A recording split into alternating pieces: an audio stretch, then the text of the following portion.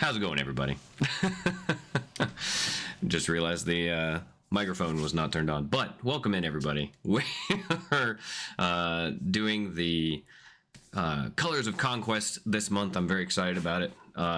We're going to be announcing the winners of the monthly contest for November. So, as also the winner as well as the runners-up. And but today we're also going to be painting Crucible of Wills, Fanning the Fire. So I'm excited about that. We got some of those minis ready to go. I got Sky Piercer Yindak, awesome Sorcerer King's character here ready to go. And I'm going to try to show you guys not just how we paint him, obviously, but I also wanted to show you guys a little bit of the basing that I'm going to be doing as well. But we can go ahead and jump pretty much right in. Oh, also, in case anyone hasn't seen it before, there were some amazing miniatures previewed at the happy hour discussion 2 days ago. 2 days ago? Yeah, 2 days ago. So make sure you catch those when you can, because they always show these amazing previews. But we also got to see some really awesome models that are now up for pre-order. So if you guys are interested in seeing that, I figured we could take a little gander. If you're keen, let's go ahead and take a look over here. All right. So, that's the thing. But there we go.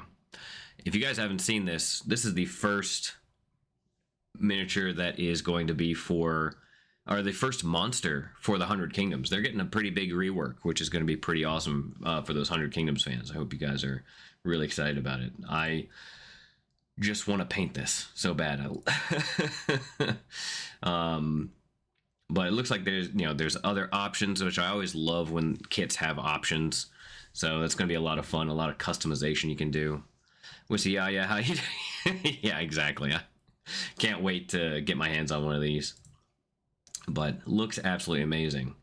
So there's a sword option, a spear option, things like that. But it was really interesting to see the direction that they took with this. I was expecting more of kind of like a knight paladin type of thing, or maybe even like a kind of like what they call a biblically accurate angel or something. But I really think that this is right on point, really nicely done. So, and of course they also had like the Crusading Noble Lord, pretty amazing sculpted, very good like traditional knight with this classic Warhammer looking thing. I think I'm trying to remember the type of helmet that this is called. I think it's called like a loaf helm or something. I could be wrong. It's been a while since I've been researched up on my medieval helmet styles. I know a handful of them, but I really dig this a lot. 100 Kingdoms, if you want that knightly vibe, it's got you covered. And then, of course, they got the Sicarii, which have been a highly anticipated unit. And if this doesn't give you, like, the Imperial Guard, Royal Guard from Star Wars vibes, I don't know what will. These guys are very, very cool. But excited to try to paint some of those as well. I'm really excited, especially because they have those long flowing robes. Hopefully we'll see some really cool color schemes and stuff, and maybe some cool custom stuff with folks.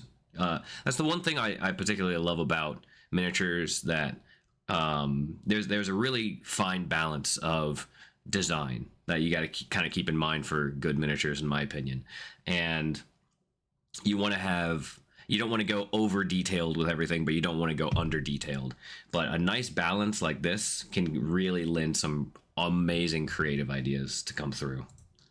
So I'm excited to see how folks paint these up. But we also got some previews as well. If you guys didn't see it before, I just want to recap on those as well. For the tournament kits, there's going to be new tournament kits. And the one thing I'm really, really stoked about is the fact that we have our first preview of I believe they're calling it the High Aesir. And we don't know a whole lot about them. And also the Quiet right here, this guy right here. This is not the highest quality photo, but all we were able to get previewed.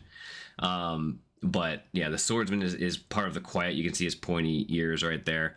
And for those of you who don't know what the Quiet are, The only thing we really know in the lore is that they were like an elite band of warriors that the Spires had created, of these elves to fight in the Dragon Wars.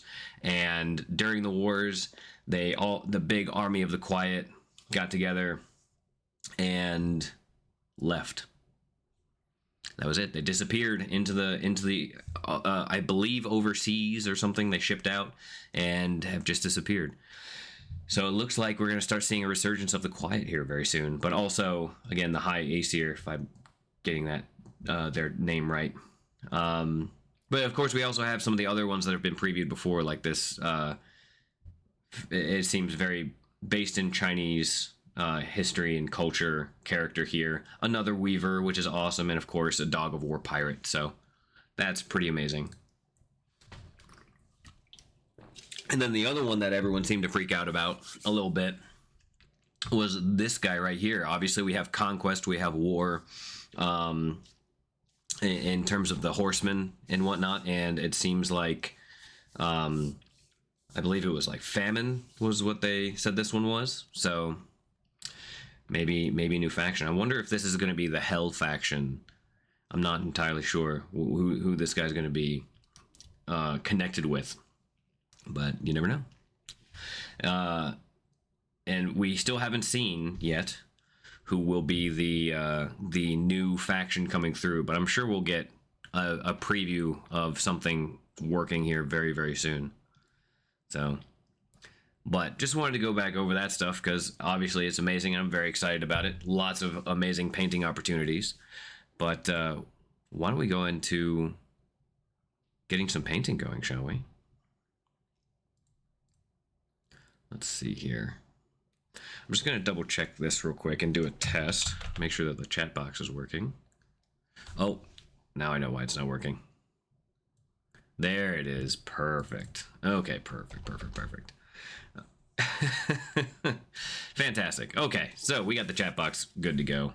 I was wondering why that wasn't popping up. But there we go. We're good to go there.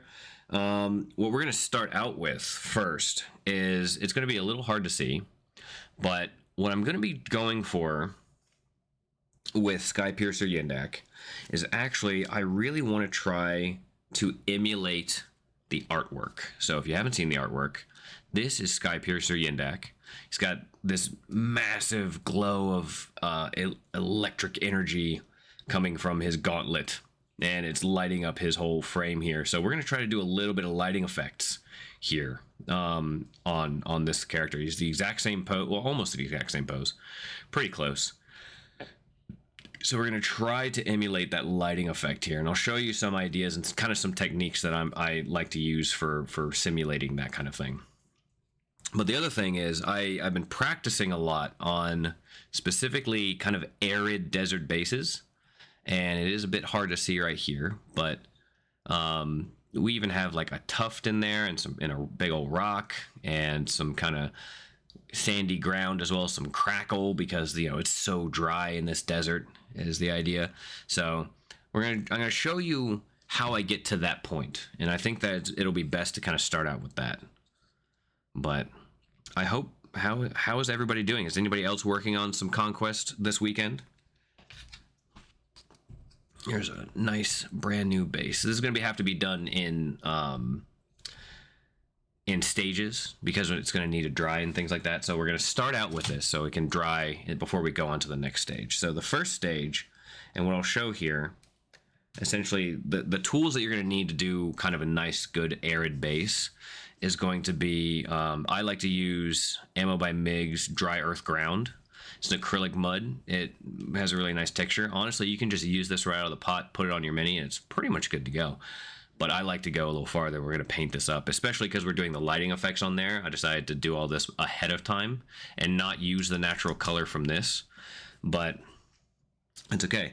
Then the other thing we're going to need is a Citadel Colors Martian Iron Earth. Or is it Iron Earth or Iron Crust? Yeah, Iron Earth. So they have a lot of different technicals, but this is essentially what they call a crackle paint. And the really cool thing about this is when you put it on, as it dries, it kind of sucks up the moisture, and it does so much that it kind of cracks and separates. And that is exactly what we want. It's going to make a really cool dried super dry texture, which will be nice. So we're gonna go ahead and start out. And also, you know, if you have any other rocks or tufts, you know, I like to get a tiny little rock here and there just to put on there to vary things up a little bit.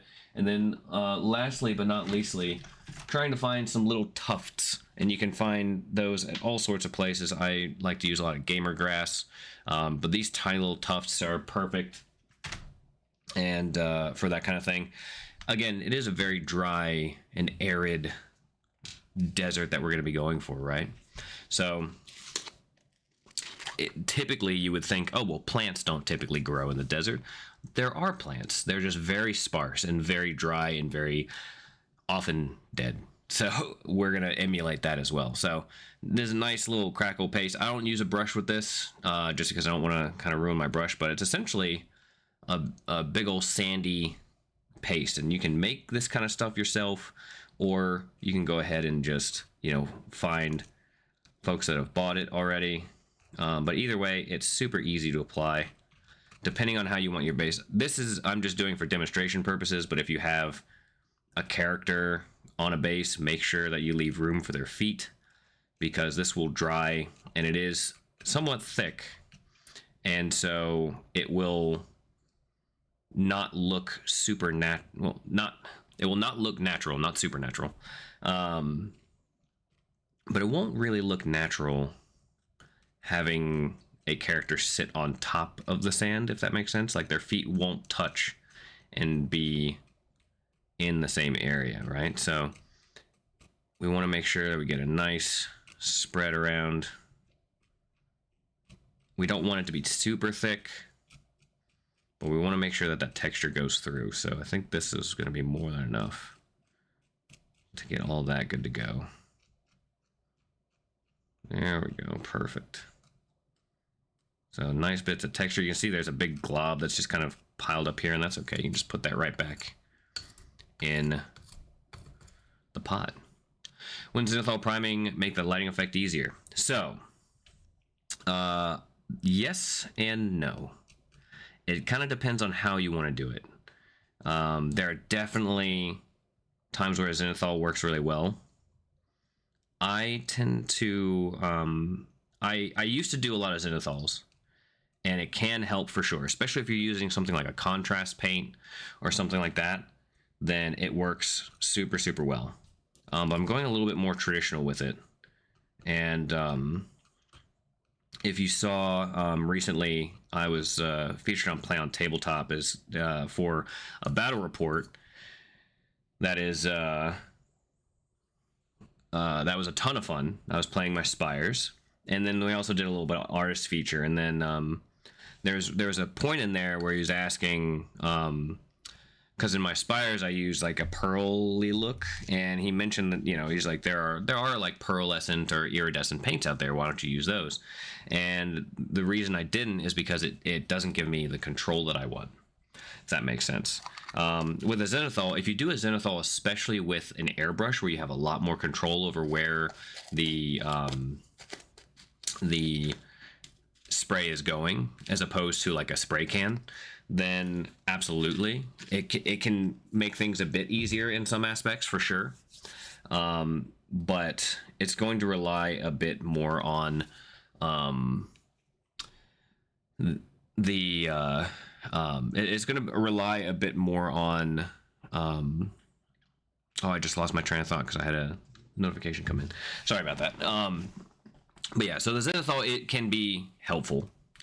Oh, I meant by airbrush. Sure, that makes sense. Yeah, airbrush zenithal is not a bad idea at all. The one thing one of the other reasons I kind of tend to avoid zenithals is because it's just black and white. There are ways you can go about essentially achieving a zenithal-like effect, but also get better color coordination.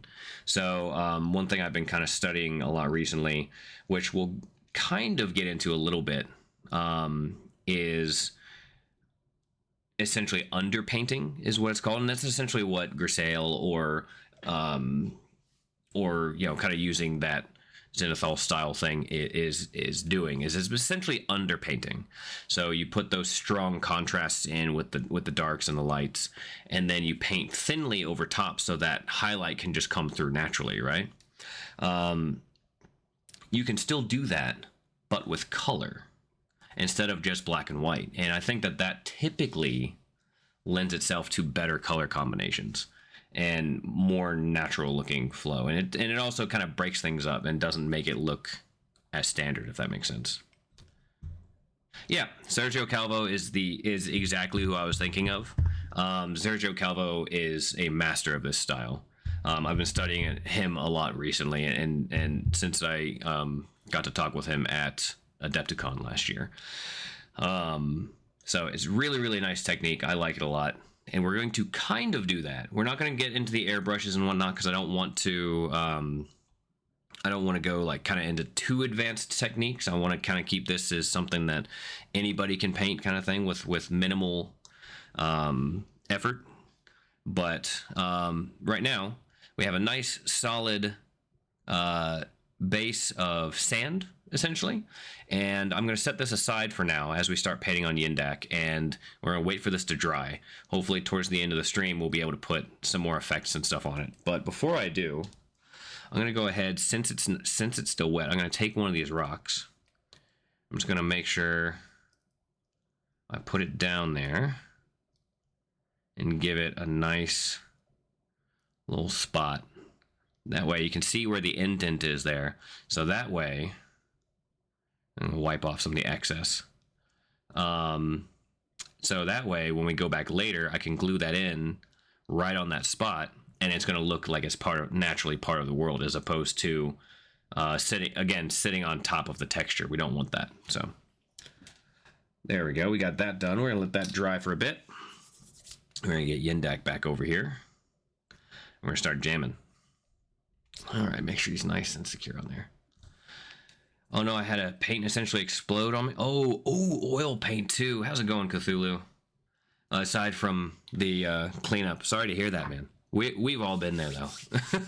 Actually, not necessarily with oil paints, but I hope that the cleanup isn't too bad. Oil paints is something that I'm going to be trying to get into a bit more here this year, I think. Aside from that, great, good. Well, I'm glad.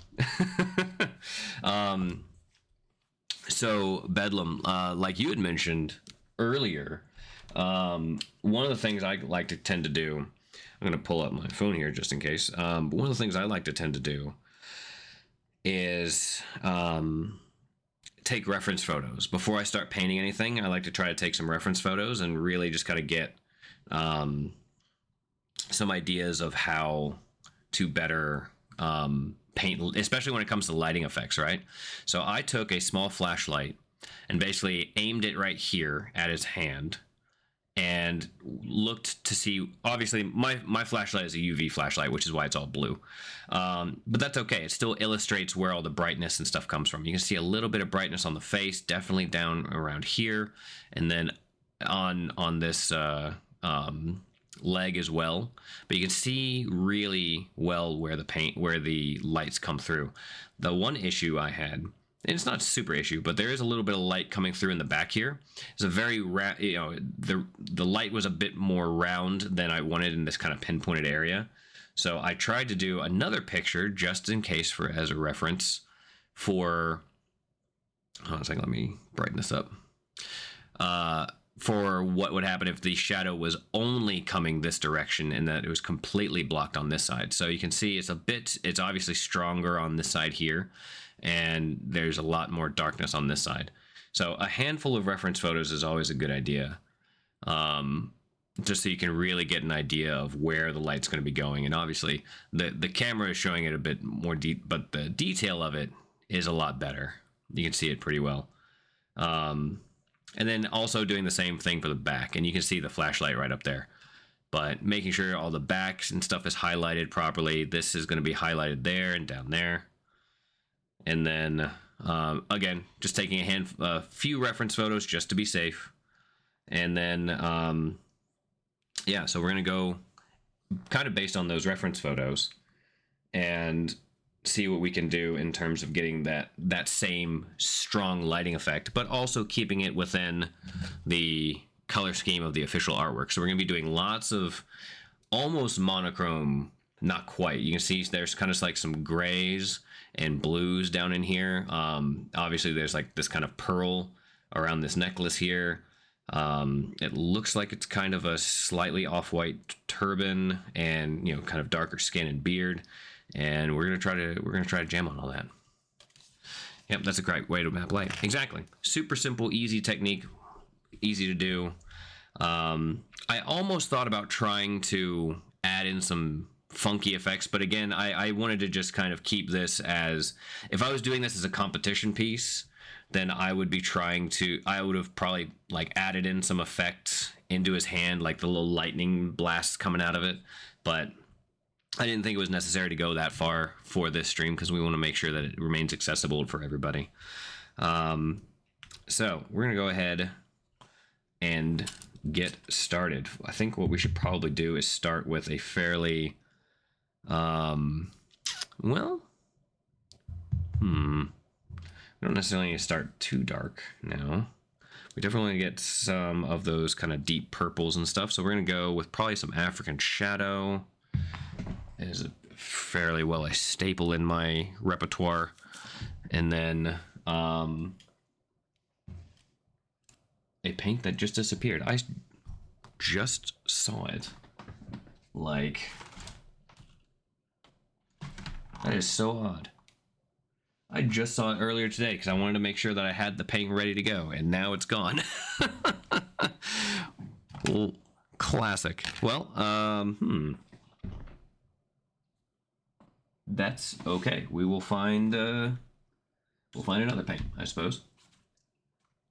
But I was going to. Oh, there it is. It was hiding behind my water cup.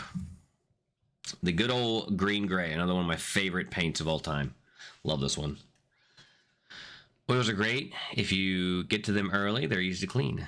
Got my first Conquest game in a couple. Oh, that's awesome, Cthulhu. What army are you playing? Oh, it's hard to open. I understand these painting streams are targeted to players' approachable painting ability. When I do some painting classes, it's hard not to get into commission painter. Yeah, Scale 75, then Chimera colors, my go-tos. Yeah, Scale 75s are definitely my my go-to. I like them a lot. I haven't gotten to. I have one set or one Chimera colors paint that looks really nice, but I haven't really had an opportunity to use it yet. So playing 1,000 point Wadroon list, nice. Basically just a supercharged starter. Okay. Well, that's awesome. I'm glad to hear that. Always good to get some Conquest gaming in. I admittedly paint more than I play, hence why I'm here and not at the shop playing. But whenever I get the chance, I'm considering trying to start a second army personally. I have my Spires army technically done. I need to add a few more units to it to really make it, you know, a little bit more competitive and give myself some options. But I have kind of plenty of options if I'm just trying to go with what's the phrase? If I'm just trying to go with like 1,000 point list. So I have some options for that. I have much more limited options for a 2,000 point list. So I'm going to try to I'm going to attempt to get enough to where I can have some variety in my Spires army. And then I'm going to put together kind of, I think, like a demo army. And part of me really wants to, well, I shouldn't say part of me. All of me really wants to make a Dwegholm starter army, just to kind of keep at the shop and let people demo and play with and things like that. After Thursday's reveals, I really want to go for some 100 Kingdoms soon. Yeah, that's fair. Probably 100% dinos. That, totally understand. I started painting Wadroon just because of that. I'm not typically like a huge orc fan in most settings, but man, the Wadroon got me. I have so many Wadroon pieces now. I just got the Quaddle recently. If you haven't checked out the Quaddle, absolutely do. I'm working it up as a competition piece though, so it's going to be pretty heavily converted and put into a diorama. But I'm so excited to paint it. I had almost a year break and decided to go back with 100 Kingdoms. Well, you came in at the right time then. Parabellum has stabbed me in the heart by separating orders and the Archangel. Oh, but I will endure and go full tilt into Horseless. That's fair. I typically, when it comes to the knightly styles of factions, I'm definitely a bit keen on more of the knightly cavalry charges and things like that. So part of me has thought about trying to do something like that here as the demo army, but we'll see. I am me personally, when it comes to like fantasy, I always go for the kind of funky non-human factions almost constantly. Not that I have anything against the human factions. It's just, you know, when you don't get a chance in real life to see elves and dwarves and stuff, it's fun. All right, so we're gonna play Old Dominion. Still love them, but I'm really fond of the large beefy models. That's fair. So for return, it was either Spires or 100 Kingdoms. That makes sense. Yeah. Is it possible for a pure Cavalist? Oh yeah, absolutely. Also, Aramius, how's it going? If you guys want to see another phenomenal, not only painter, but player of Conquest, make sure that you check out Ramius here on Twitch, as well as his Instagram and things like that. One of the armies that was at the World Championship was actually painted by this phenomenal artist. So make sure you give him a follow if you haven't already. How's it going, Deb? Good to see you. We are just getting started. We were checking out some of the previews from the happy hour earlier, and also showcasing some of the cool new 100 Kingdom stuff. But now we're actually going to get started into painting. We're going to try to emulate this as best as possible. We got some lighting reference and everything, and it's going to be an interesting time. So we're going to start out with a mix of African Shadow and this green gray, make this very, very just dark color to kind of build up on. So nothing too crazy, but just a little bit of dark purple color. Give us something just to light things up a little bit so we can bring it back down in dark if we need to. I'm actually not really going to use this paint on his beard much though, because his beard is pretty much just black, so I'm just going to get through, kind of get everything as kind of monochrome as possible. Not completely, but true story. Thanks for the promotion. Absolutely. And a little later on today, as we get towards the end of the stream, we are going to be doing the monthly winners of the Colors of Conquest reveals. Well, I keep saying winners. The runners-up and the winners. I mean, anyone who paints Conquest every month and enters is a winner to me. But there's only one that gets the grand prize, and then a bunch that get the smaller prizes. So, how long will the stream last? Typically about 3-ish hours. I have a cutoff at 4 hours that it kind of depends. I like to try to get the miniature as finished as possible in a stream, and when I do a singular miniature like this, I found I can get a pretty decent looking guy or person painted in about 3 hours. So that's typically what we lean on, but it might be a little closer to 4 o'clock. I'm going to assume that we will do the reveal likely around 3:30 Eastern time, so in about a little under 3 hours. General Energy Starter or Black Primer base coat. Yeah, so the one thing, so actually it's kind of an interesting point. One of the reasons I stopped using Zenithal and started doing a black primer is kind of what you can see right here. Do you see the highlight that just kind of shines naturally on from where the light hits on the black primer? It depending on how you hold the miniature and everything, it kind of just naturally shows you where the light's going to go. So as long as you can kind of keep that in mind, and again, make sure that it goes in the right direction, then it's been a really, since switching back to just, and really just kind of taking into consideration what it means to have that lighting, it's been a little bit more of a game changer than usual. I was about to say, a year ago, I was still doing nothing but Zenithal primes, but since then, I've kind of learned to just pay a bit more attention, I guess, if that makes sense. So I will say, because we are doing kind of a concentrated lighting thing, I'm likely not going to do metallics that I typically do on these streams, which hopefully won't hinder me in getting this done. this is going to be a stream of me fighting my instincts a little bit to kind of elevate as much as possible this paint scheme, but also keep in mind that I need to keep this accessible and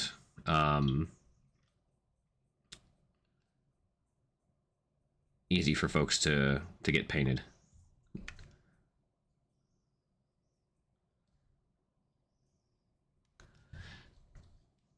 Well, they use a black primer, take photos, and send it all.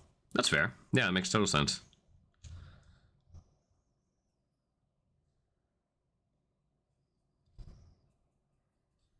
So right now we're going with this mix of the green gray and the African shadow, this kind of purple color, because that is what a lot of the original image kind of looks like, and obviously it's going to be much brighter as we go up into those purples.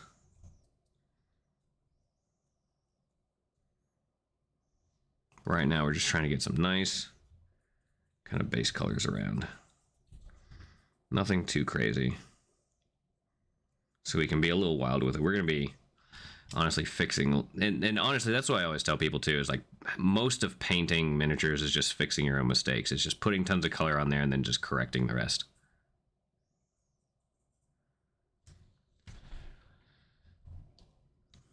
Three hours is either a lot of time or extremely little, depending on what you aim at. Yeah, exactly. So I try to get as much niceness as possible within 3 hours.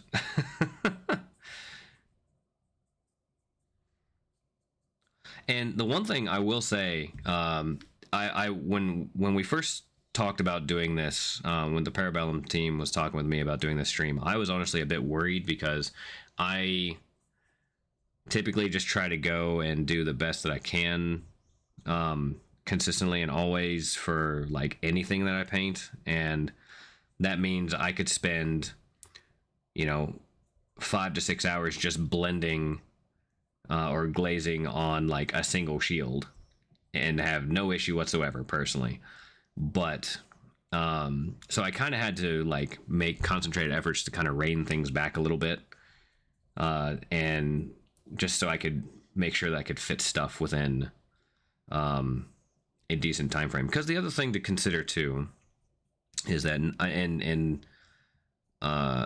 is not everybody wants to paint a competition level miniature all the time. Some people just want to paint something a little bit neat, but still have it be, something you're going to play with. And that was kind of what I also did when I was doing my Spires Army. I was trying to keep in mind is like, not everybody needs to paint a full-fledged competition level miniature all the time. You see that for me, it takes so much longer to finish a piece. Yeah. Most of the time, Zenithal is more for complex pieces. If I army paint, I just go black. Yeah. It's categorically untrue. Most painting is effing up the eyes and correcting it. That's true. If you don't mess up the eyes, are you actually painting? Alright, so I'm going to use just a little dry brush here with that same paint just to get on the base a little bit. And I'm getting everywhere on this base. Normally, if I were painting without kind of the color effects, I would just be doing... Oops, that's a little too much.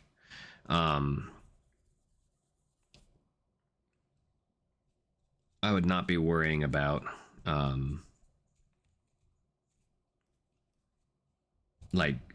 wouldn't be using this same color, essentially. I would be using a different color. But this is a fairly monochromatic, because of the stark lighting that's on it, it's a fairly monochromatic piece based on the artwork. So I'm going to be going with the same colors for it as well. Stopped taking army commissions lately. Most of the time, take pieces that interest me, but sometimes a buddy needs a unit painted. Pronto for master tournament and whatnot. I need to get back in gear with army painting. Yeah. I admittedly had never painted a full-fledged army up until I finished my spires. I've been painting on and off for 25 years, and I didn't really start taking it really seriously until about 2020, and even then I never, like, I was always trying to paint better, but I was never trying to, like, win awards or anything. And I would basically just, I'd paint a unit or a handful of folks in a unit, and I'd be like, okay, I'm bored, next, on to the next thing. But it was a New Year's resolution of 2020 that my very first fully painted army was going to be the Spires. And so I've been working on it ever since. Again, on and off. And finally got it done this year. Oh, that's what it is. It wasn't the High Acer, it was the High Asgard. That's what it was. A teaser of High Asgard on Happy Hour. Stavros thinks he has my number. I'm really keen to see what that's going to look like aesthetically. I mean, obviously we have the one preview, but we've seen stuff change a little bit from the previews here and there of like the first kind of teaser mini. But such a lovely army it is too. Thank you, Deb. I appreciate that. I was close to burnout in 2022. Tackled 400 zombies in a single month. That is intense. I can totally understand why you were having some burnout there. Let's see here. I'm just getting my references. All right, I'm just going to set that up so I can see. Actually, you know what I'm going to do? I'm going to send that to myself real quick. That way,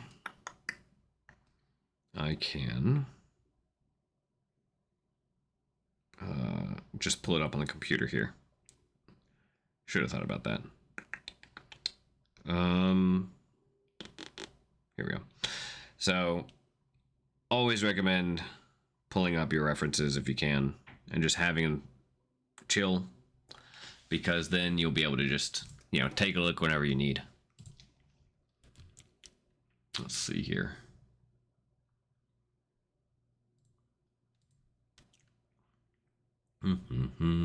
Where'd they go? Perfect. Okay, now we're back.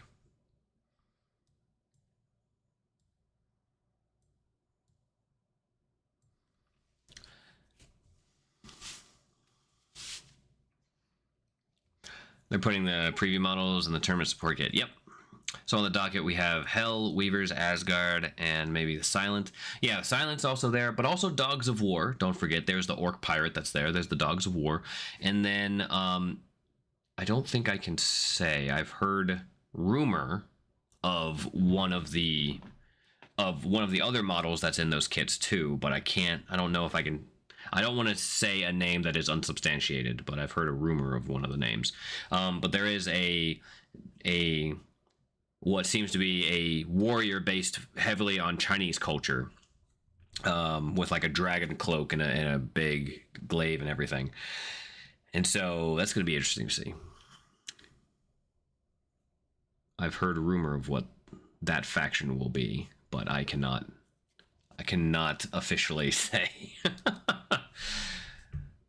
Coming release is determined. I know it's not Weavers. Oh, is that so? I'm not terribly surprised, you know, and I'm not. Obviously, I would love to see Weavers, but at the same time, I'm not terribly upset that it's not Weavers, because I would kind of rather Weavers be done really right as opposed to, and I know that they're like taking the time and care to really make something cool, right? So, okay, I actually need a little bit of, it's almost a little too dark. I'm gonna add a little bit of this nice purple there. There we go.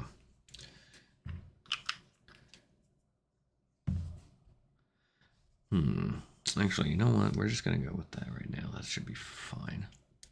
Where's my yin deck? There you are.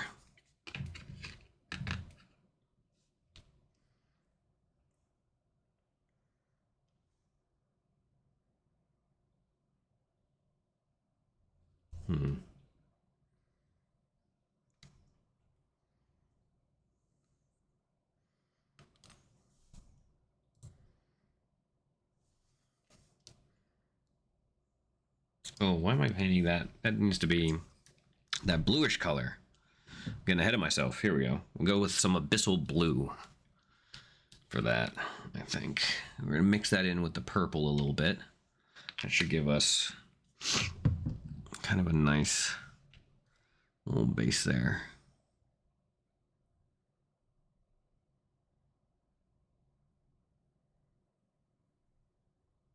There we go. Some nice abyssal blue as we go in for these pantalones. It's a bit more on the gray side. That's okay. We're just going real dark with that.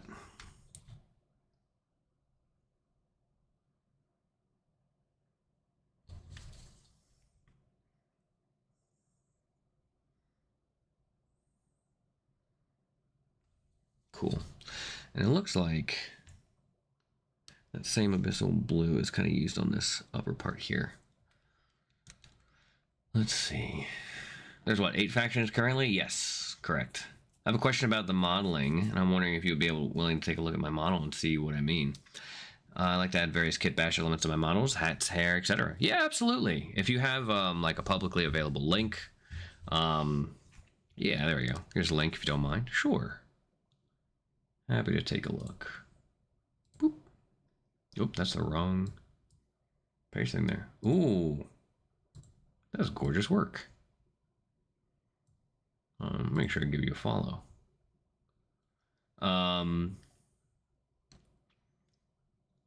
Just because this is a Conquest stream, I would like to keep things Conquest oriented, but I will say, just looking at it, this is really, really nice. And I love the colors on it. It's really well done. And honestly, I'm really digging the hair you sculpted on there. It's been, I don't know if the hat comes on or not, but that looks really good. I'm not familiar with the miniature as a whole, so I'm assuming that all the hair and stuff is part of the is something that you did, since you mentioned that you like to do the hair and the what's it called?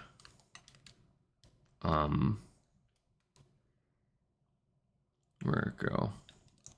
Oh, chat's disappearing on me. Let's see. You're currently only one Conquest made on my Insta. Hair and hat is custom. Nice, okay. It's called a Vargolf. Gotcha. Well, it looks really, really good. And the hair and the hat on there, it's really, really excellently done. I wouldn't have known that wasn't part of the original model. So that's gotta lend itself to some success, right?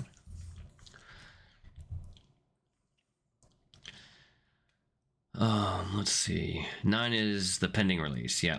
Not sure what parabellum policy on extra elements that are 3D printed or just bits and bops from a bits box. I mean, in terms of competition stuff, you can do whatever you like. I don't think that there's any sort of stuff. I believe that they have a policy. What I think it's like a 3 colors thing. If you take something to a tournament, Ramius would know more about that. I haven't participated in a tournament yet, but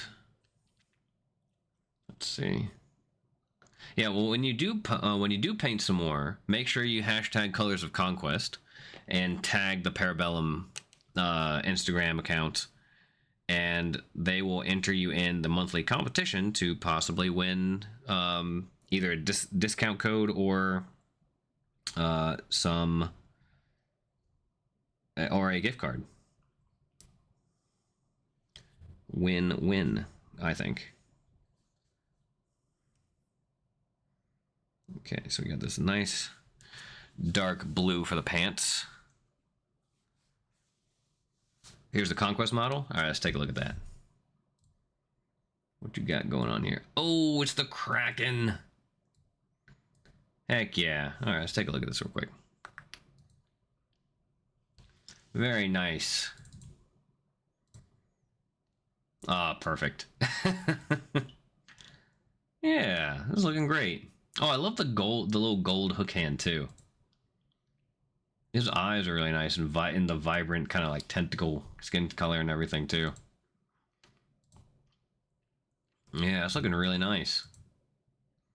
Well done, Bedlam. All right. I'm presuming they allow spectators for the Conquest games at Adepticon. I'd like to see folks play. Oh yeah, absolutely. I mean, obviously they just kind of have open tables. I've been over there. I was just hanging out and watching Ramius play a little bit last year, when I wasn't bopping around everywhere else. Is that also? No, it seems like it's purplish, but we're gonna. Yeah, that's fine. But yeah. So I mean, it's always nice to ask just in case, but you know. I don't think anyone's going to be upset if you want to watch. Telling us everyone. Yeah, honestly though, it's absolutely true. Ramius was there competing, and I just kind of walked up for a little bit, and I just watched the 2 guys play through about half a round, kind of going back and forth. He was focused. I just kind of walked up and said hi, and Ramius did say hi. He was like, "Oh hey," and he kind of went back to it. I was like, "Oh, he's in focus mode." So I was just quiet. And I just kind of watched for a little bit, and then I walked off because I didn't want to distract. Yeah, exactly. Gonna post much more Conquest. Good. No, I went ahead and followed you as well. So looking forward to seeing all the Conquest stuff you got going on there, bud. Okay, so we got that color there. Okay, ooh, this is actually going to be an interesting one to try to paint up, actually, because if we take a look at the official artwork, let's go back and check this out. So we take a look at the official artwork, right? It's got these kind of like purples and stuff here, like in through here. Nice pearls, kind of purple up here.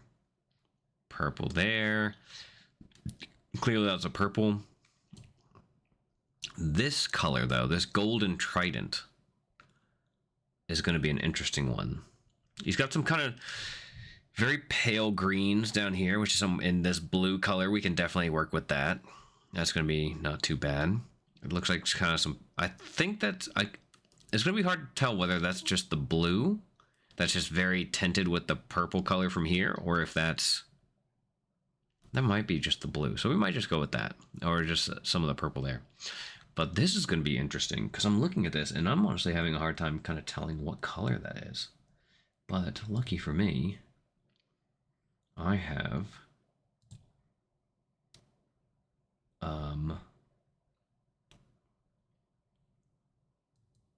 Oops. I have an eyedropper tool.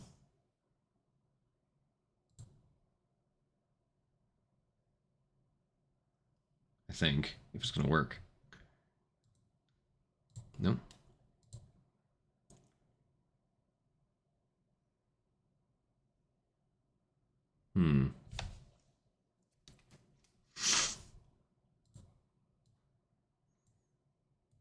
Nope, my driver tool's broken. Never mind. Oh, there is one nice little thing that I just noticed here, though. There is a nice blue part right here on the piece. So nice kind of blue part of the turbine, it seems. So I'm going to have to work that in, I think, if I can.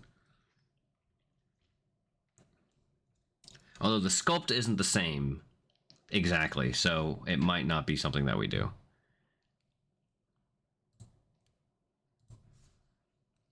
Love to paint the new Volva and Gorgon, but I don't want to have to buy both boxes. Yeah, that's fair. I am a sucker for good narrative and good characters, and so I'm buying every single character set. That's just not even a question for me. Let's go ahead and do...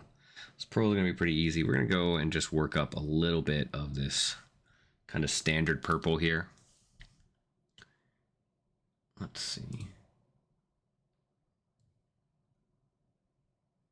Where'd my... Did I close that by accident? No, I didn't. There it is. Cool.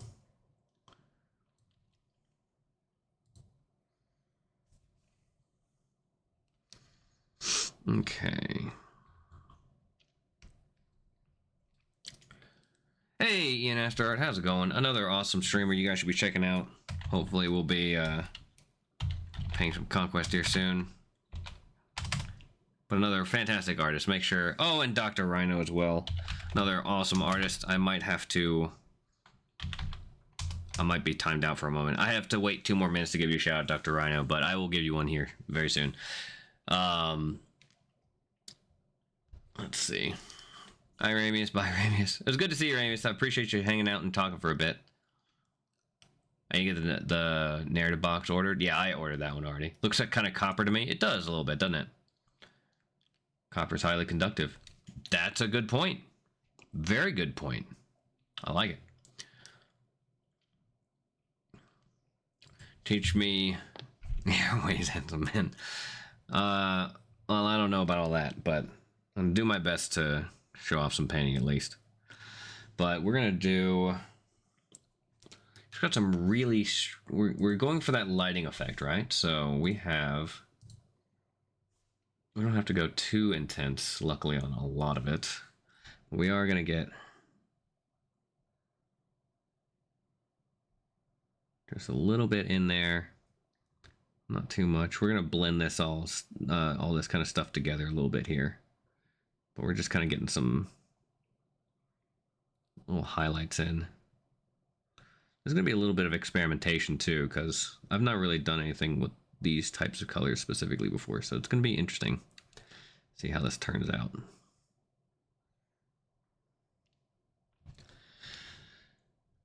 Okay, and then we gotta do this. So this super fit. This dude's got like an 8-pack. That's insane.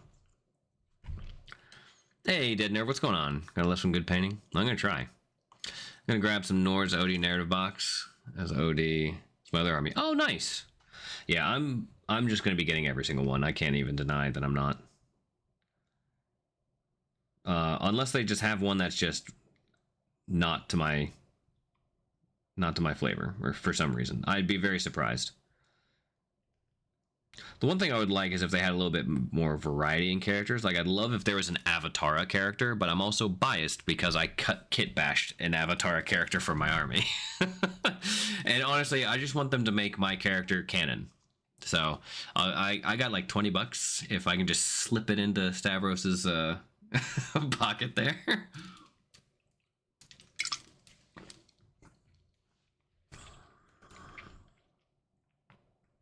But who doesn't want their characters just to be canonized, right?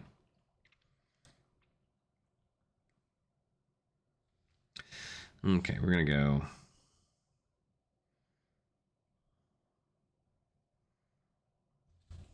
We have a long way to go on this, but that's okay. Talking about Mr. Grievous? Yeah, that's right. I would love them to make a better looking sculpt of that.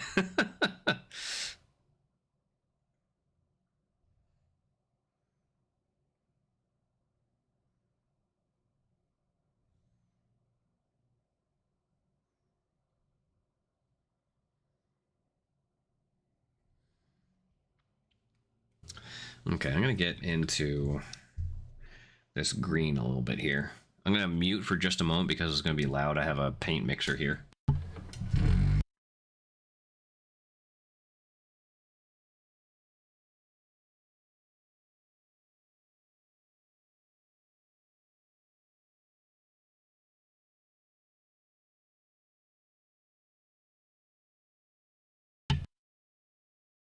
Okay, there we go. That's right. How's it going, Mama Lion? Welcome in. All right, I should be able to give Dr. Rhino a shout out now. If you guys don't follow Dr. Rhino, another fantastic miniature painter here on Twitch, please make sure give them a follow. Also, the legend that I credit with helping me get in touch with the Play on Tabletop team to be able to feature some Conquest on there. So the legend to thank for that would be right there. He's also been on Play on Tabletop a few times now.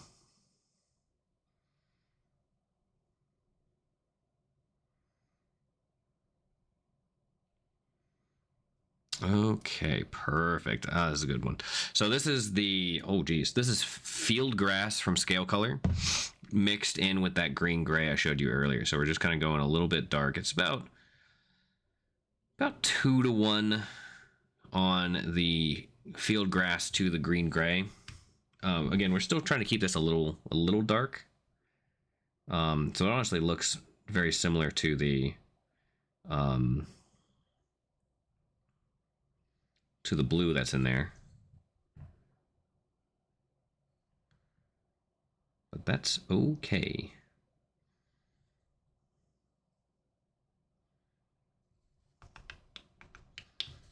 I'm just going to go ahead. Let's see.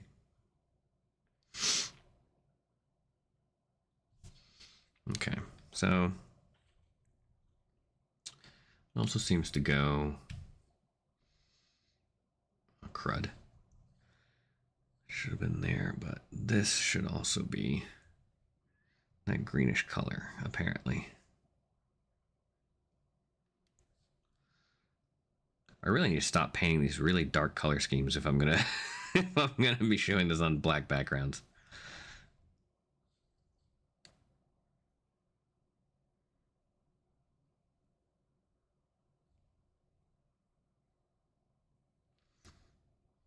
One of my favorite things about this is that I can always go darker or go lighter. You can always correct whatever you're doing. I'll grab the Wadroon whenever you get that one too. I guess Wadroon would be the next one with the spires.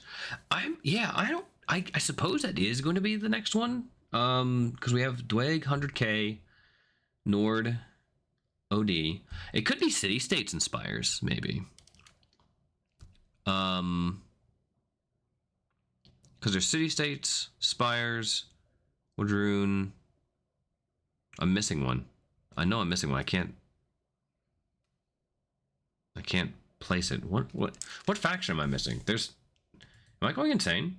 I know there's another faction, right? Sorcerer Kings. Oh my god. Oh wait, we got Sorcerer Kings. We got Sorcerer Kings. Yeah. Oh, that's right. We got Safe States already. Yeah, because of the Gorgon.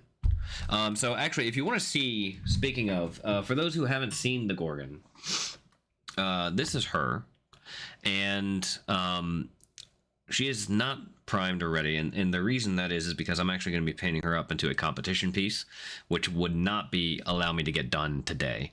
But I was really, really lucky in that this rock formation is actually the one that came in the Abomination set.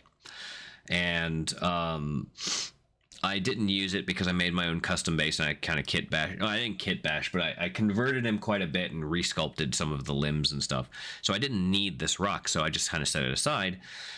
And as I was kind of just looking around for something to put basing wise with her, I had her all put together, and I just kind of, just dropped a little, just try to position her feet around it just to see where it was going and everything. And for some reason, her feet just kind of perfectly fit on these little steps in the rock. And I was like, oh, that's kind of neat. That kind of fits. That's not bad. It's kind of like she's just starting to walk forward and whatnot, or walk around in these rocky areas. And so I decided to put her on that. And then the other thing, the added benefit, is the profile of this. I love. This is going to be a really good, like, kind of camera. It's something in the competition scene, I guess, is called like the golden angle. And there's always going to be at least one shot, or like one area where the miniature kind of stands out as like, this is the shot that shows the best. And so I think this is kind of the golden angle. This nice profile. This really clever way to show this kind of going through. And then there's, some other angles that still look really good, obviously. It's not bad, but obviously this is not the golden angle. He speaks of the golden angle.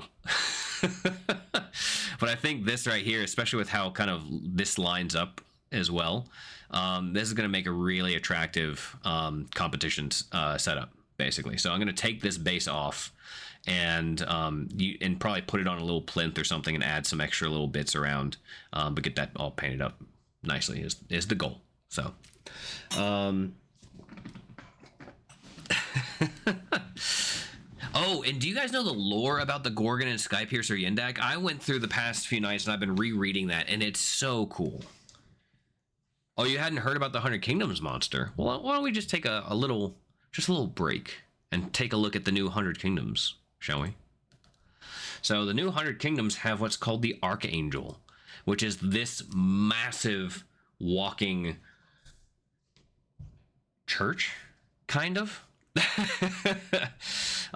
was previewed at the last happy hour, but this is the painted version, and there's some alternate bits you can get as well for it, which is really cool. It has a shield that you can do. It's absolutely lovely. It's got a very Dark Souls vibe to me, at least. Or even if we want to go back to the OG Souls fans, Demon Souls. Very Demon Souls vibe to me, which I really like. And this spear and everything too. Man, I cannot wait for the RPG of this to come out, because I'm going to have so many minis to play an RPG with. Oh, could you imagine the boss battle with your RPG Conquest character? Like, reject giant church mommy, embrace horse. Yes, fair. But yeah, it was not.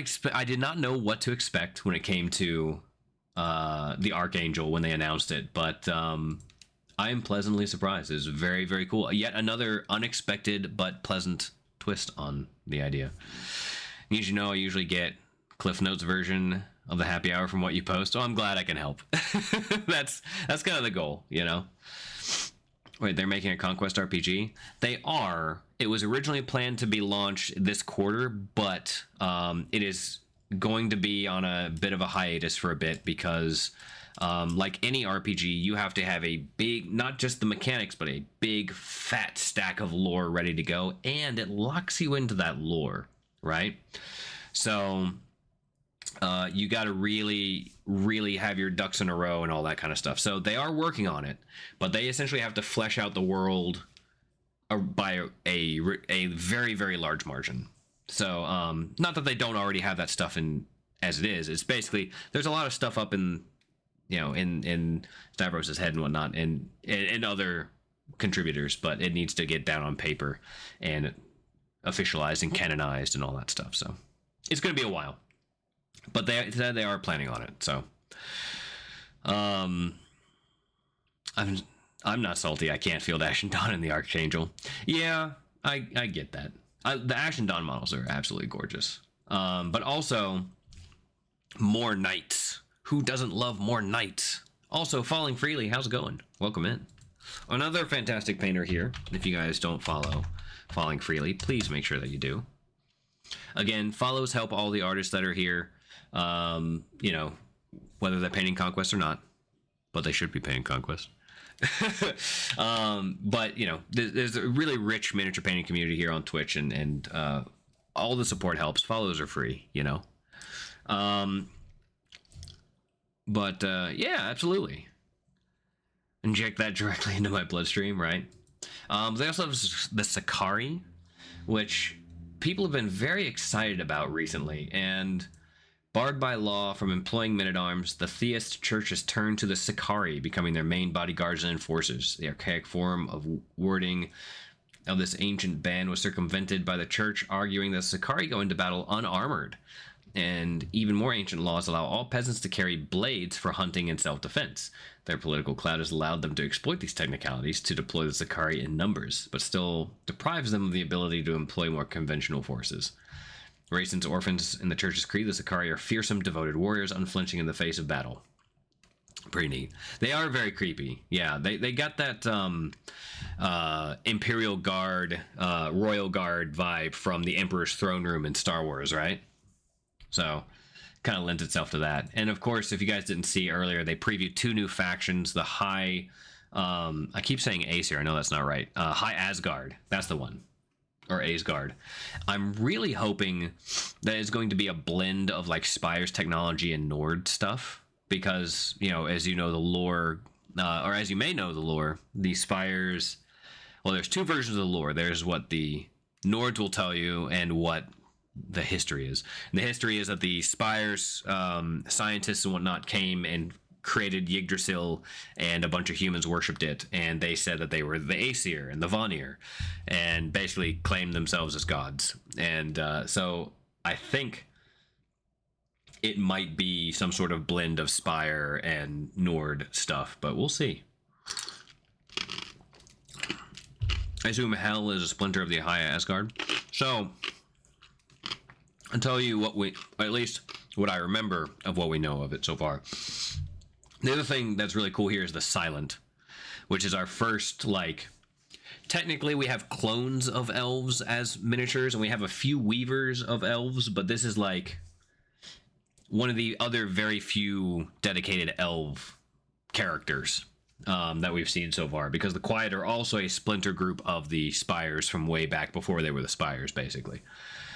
So it's gonna be really interesting.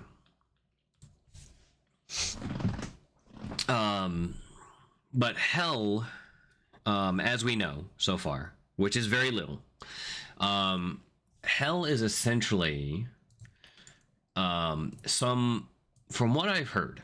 Okay, so take this with a grain of salt. I could be completely wrong, and the lore is always subject to change, right? No lore is sacrosanct or canon in any game, nor should it be. But from what I remember, the word on the street was that the in Hell, it is basically spawns from below Yggdrasil, and it was because of like a not necessarily dead yet corrupted dragon that was supposedly slain, but really just kind of like comatose and left at the foot of the world tree, which I'm assuming is going to be some sort of reference to potentially like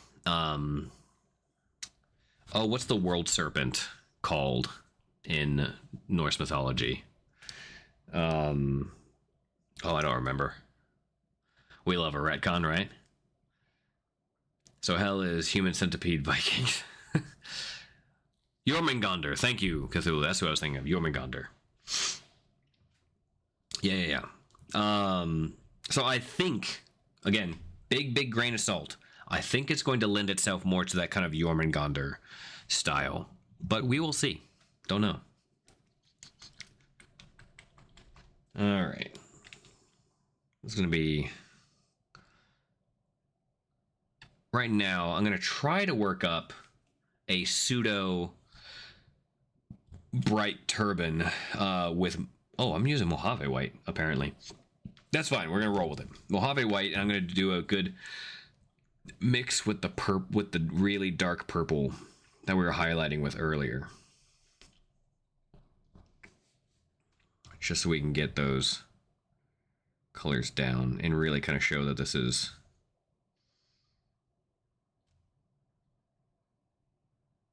brighter than it needs to be. All right, we're gonna go a little brighter. More.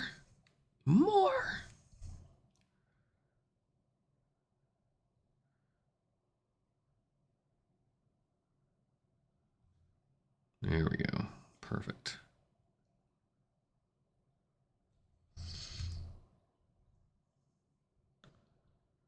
So what's going to be cool about this is we're just going to probably do a bit of a wash after this just to really get those dark shadows in there.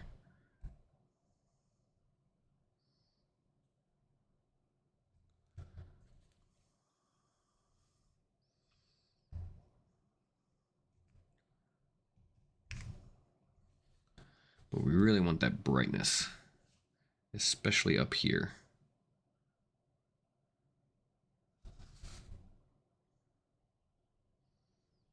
I'm just going to go ahead and do that there too.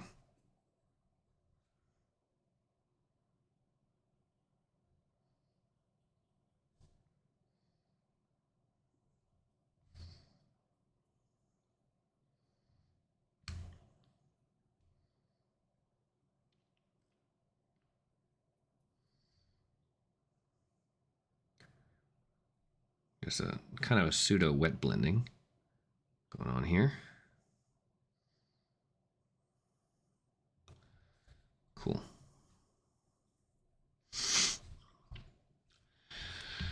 How do you select the winners of the Colors of Conquest? Do you do it live or the pre-selected catalog? So it is a pre-selected catalog. I do not choose the winners. It is the Parabellum team that chooses the winners. I do not have a say in it. I'm just the announcer. I know who the winners are. But I only just bring the winners to the people.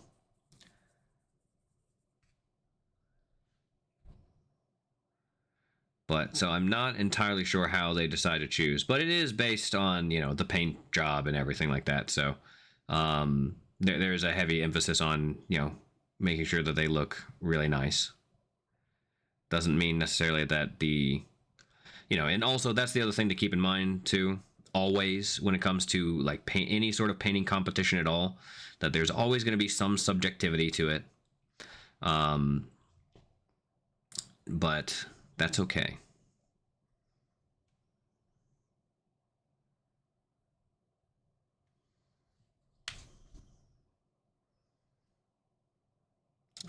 It's not always necessarily going to be 100% what someone may think is the best painted thing. But that's just kind of the nature of painting competitions, right?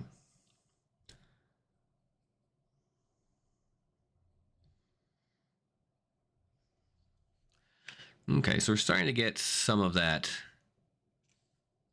in there. What we're gonna do now is a little bit of this Mojave white mixed in with that abyssal blue.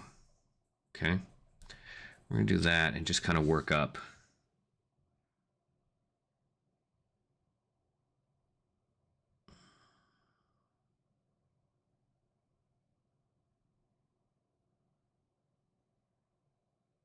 Some of that blue here, kind of up here a little bit.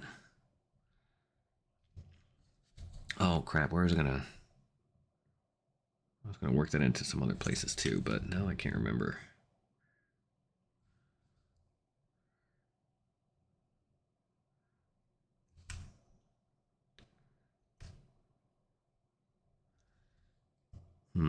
Okay. Oh, I haven't even started on this guy's big old bronze trident either, and I actually missed getting the base coats on there. Something to keep in mind with these is that they are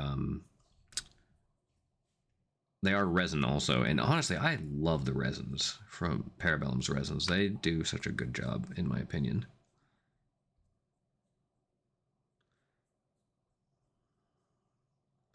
A lot of people got a bad rap about resins from other companies that shall not be named.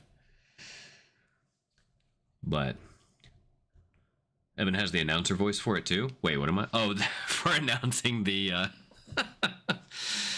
I was kind of testing the limits of the voice abilities that I have a little while ago. If that sounds not vain at all, but I did a post recently where I was doing like a announcer voice for what's it called?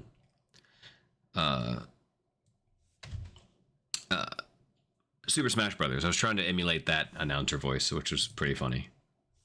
Art is inherently subjective. If it stops being subjective, it stops being art. That's true. I'd agree. All right, so now we're going to add a little bit of that Mojave white. Ooh, actually, into the mix that we had earlier for that green.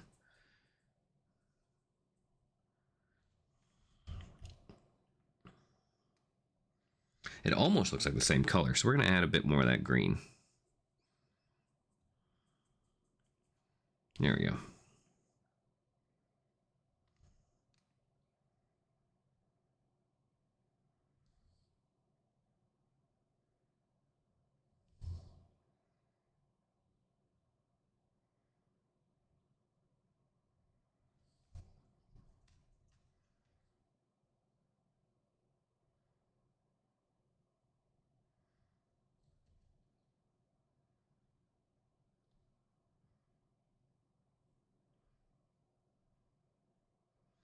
So we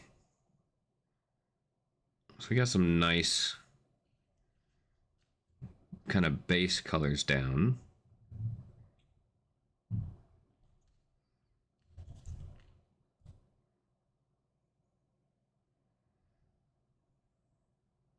It's still fairly dark, and that's okay. We have a long way to go up from there. So it should still work out.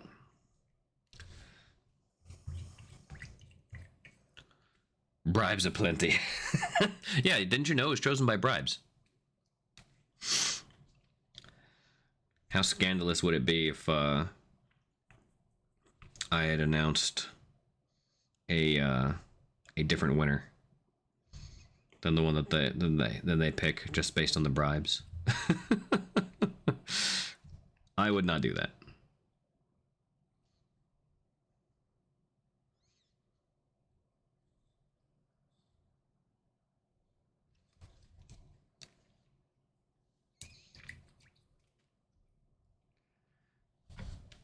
Super Matt finish of scale 75 is their best quality. Oh, I know, Bedlam, isn't that right? I just love it so much. It definitely took a little bit of getting used to. I was kind of, I wouldn't say surprised. I wasn't really expecting it, I guess. It was very different from what I was used to. But love it. Absolutely love it. So we're gonna do now. So I'm gonna go with that kind of Sergio Calvo thing, right? I'm just going to go with some really intense, bright highlights and stuff. Oh, and stabbing myself with the trident, of course.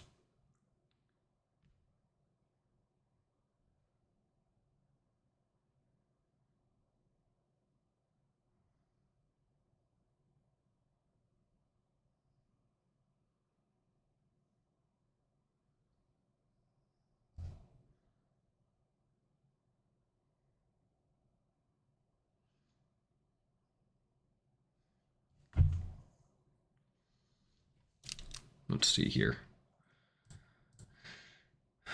Okay. Yeah, we're going to go real bright with this kind of stuff in here. And real bright right here.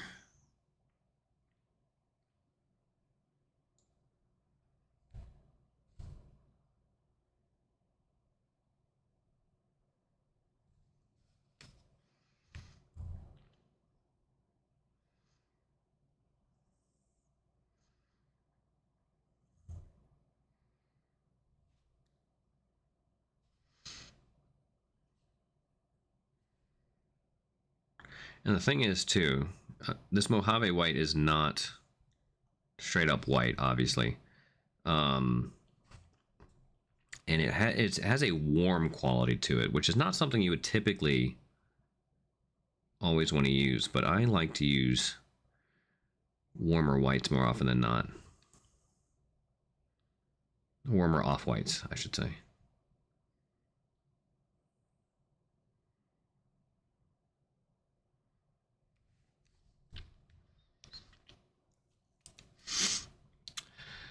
Surprised one of the judges has the last name of Bribes.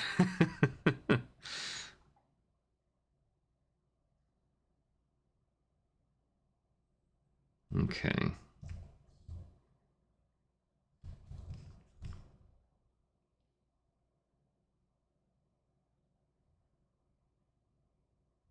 Ooh, this would be particularly cool.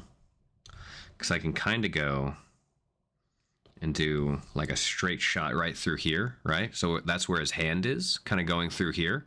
So I can do a really nice highlight of that, just kind of where the shadow is going to block the rest of it a little bit. I'm going to come back through and do some other colors in here, but I'm going to do those with kind of a wash, which is why I'm going with this kind of really strong highlight right here first.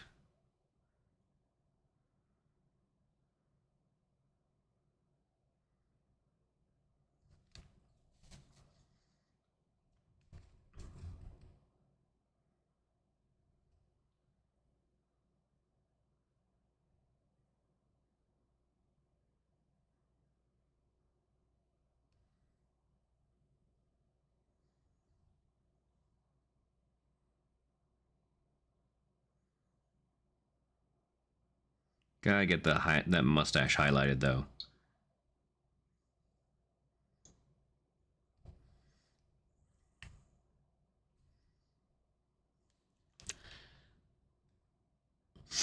White sand is my go-to.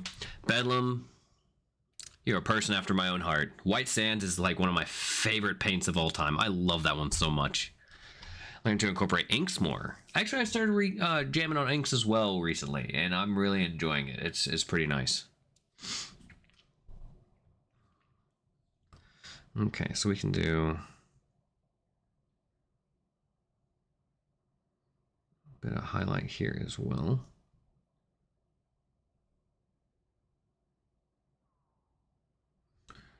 There we go on that. We'll get a little bit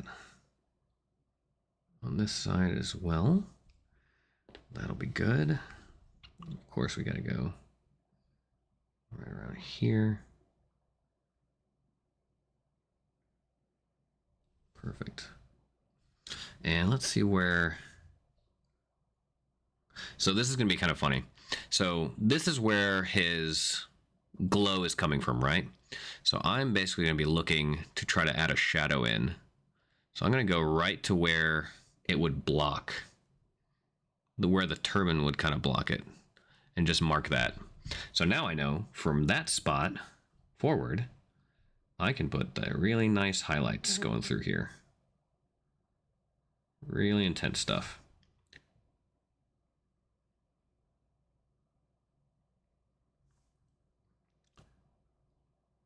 And just try not to go past that. That way, it'll look like the shadow's coming down and kind of blocking it, right? So I'm going to kind of do the same thing here. So it's down here a little bit. Right there. Perfect, perfect, perfect.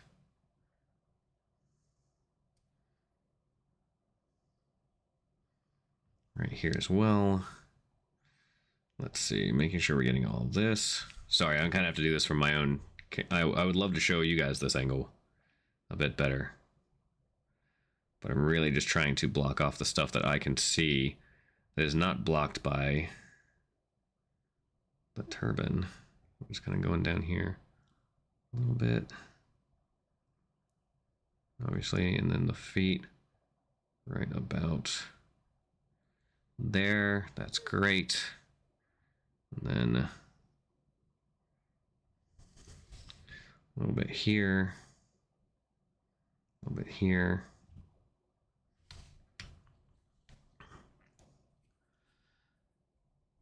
Let's see. Fun news for me. Some January Mercurial Mark. I'm going to be sending me some Nord character to paint. I was like, oh, nice. That's awesome. I'm looking forward to seeing that, Ian. Especially make sure when you do, don't forget if you post it on Instagram or whatever social platform you prefer, Hashtag Colors of Conquest and tag the Parabellum team. And hopefully I can announce you as being one of the cool winners. Let's see. Again, I'm just double checking my angles here.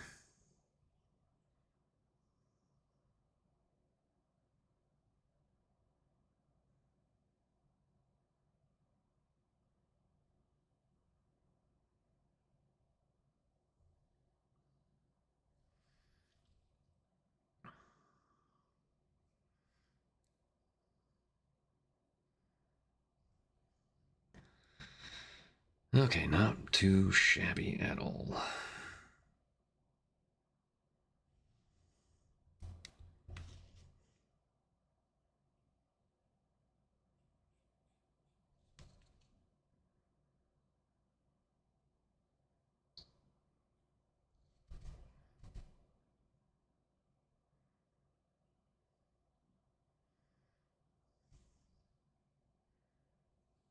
Perfect.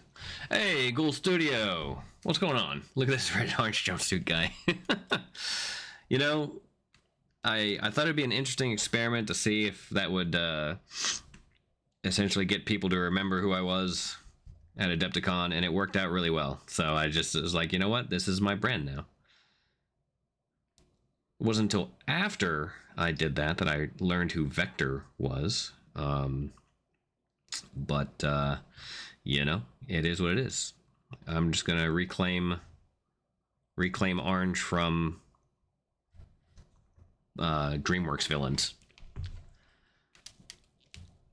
I have still not seen Despicable Me, so it came out. I mean, it came out a little bit after my time, and I don't. Not that I have anything against kids movies or anything. I see plenty of kids movies.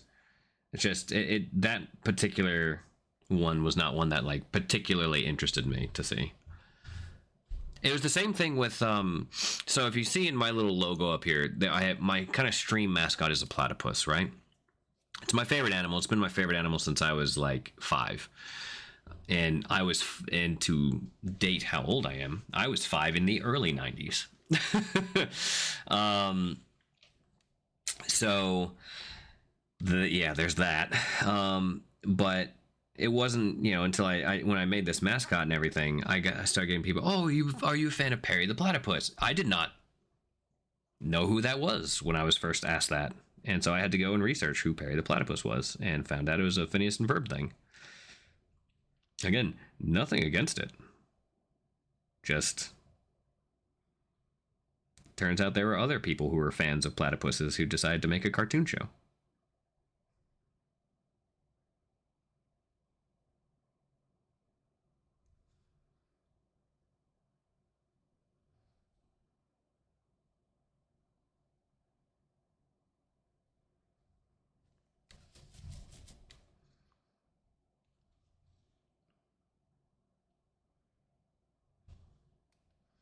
One thing I'd also like to do, actually, I'm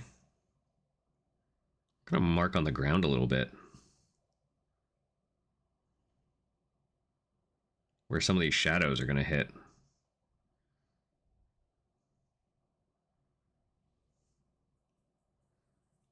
I'm gonna get a little bit of a drier brush to do that, though.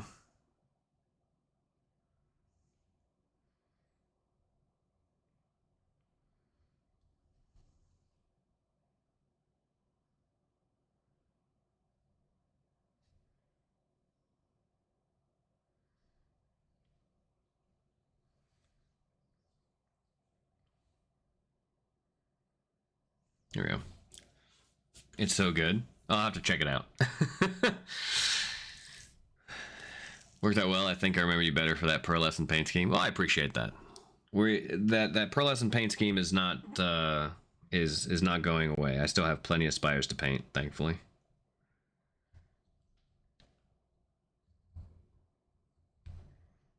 Okay, this is looking okay so far. I'm digging this. We need to get a bit more of that blue and a bit more of that green in there, but we're gonna go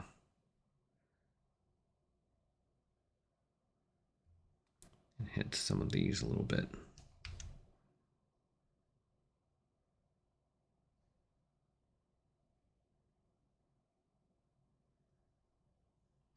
And the nice thing I really like about doing this kind of style of technique with the Sergio Calvo stuff, right, is that when you kind of do like the underpainting of this kind of stuff, it really is kind of easier to be able to go back in, if that makes sense, and just like put in the shadows and stuff that you need, right? It's like, oh, fiddlesticks, I need shadows here. Oh, okay, well, I'll just go back in and put those in.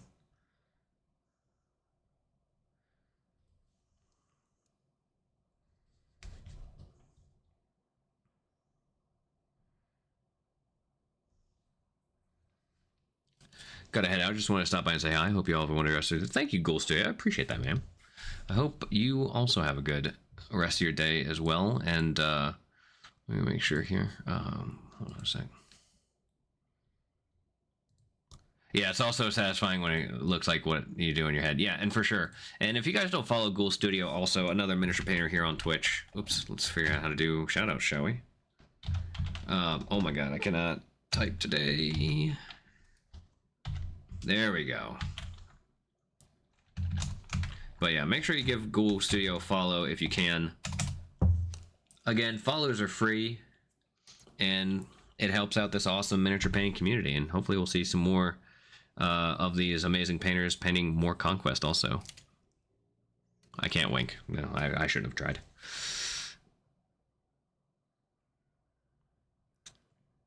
Well, I should say I can't like force a wink, weirdly enough. Like I can't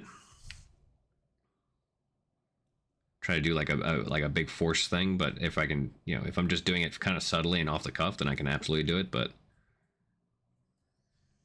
I'm just gonna put just a tiny little bit of highlighting in throughout here. Not a lot, because there's gonna be a lot of shadow, obviously. But ugh.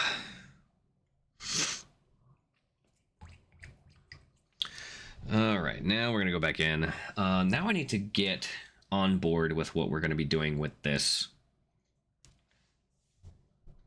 kind of brassy gold color, right? What I'm gonna do,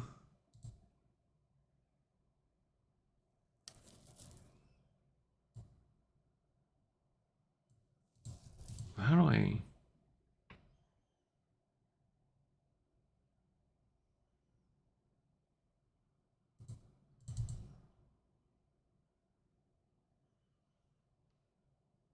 hold on.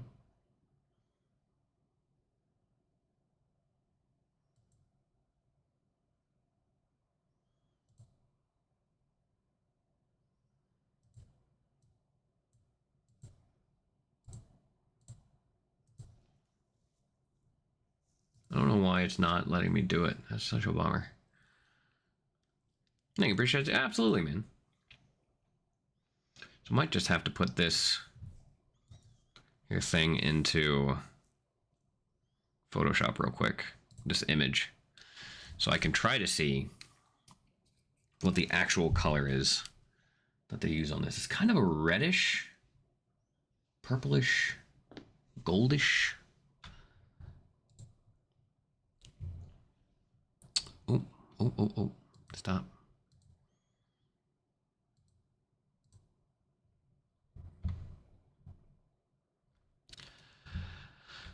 Interesting. Okay. So the base color is purple, just like we thought, and then it kind of goes up into that brighter purple. Obviously, I wish I could show this to you guys. There's no like really gold parts though. Honestly, it's just like brown. Yeah, kind of a reddish brown. Okay. Fair enough. Let's give that a go. So we're gonna go with that purple again, and then also work it up into brown, and reddish brown. Oh, nope, hold on.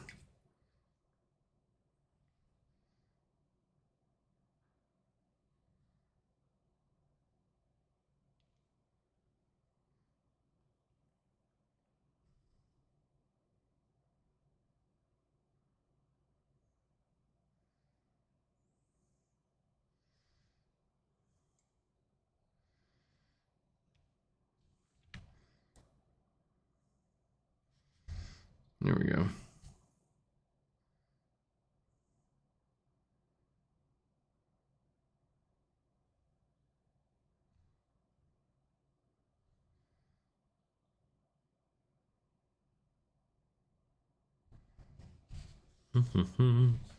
Again, I'm just kind of looking at it from the angle of where that hand is, right?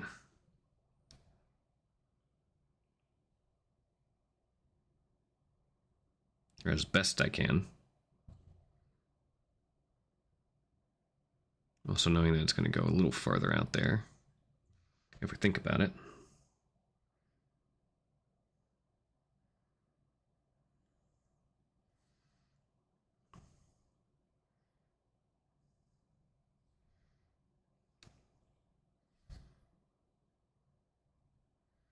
Oh yeah, this line down here is going to get that.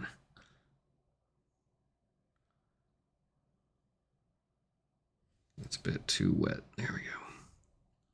Oh, I just realized I can't see the chat. This model made me consider picking up Sorcerer Kings. Okay, to be honest, it was the Mahout. But this Muscle Wizard is also big. I know, right? You know, I wasn't 100% sure. Like the Gorgon is honestly for me the reason why I got this set. But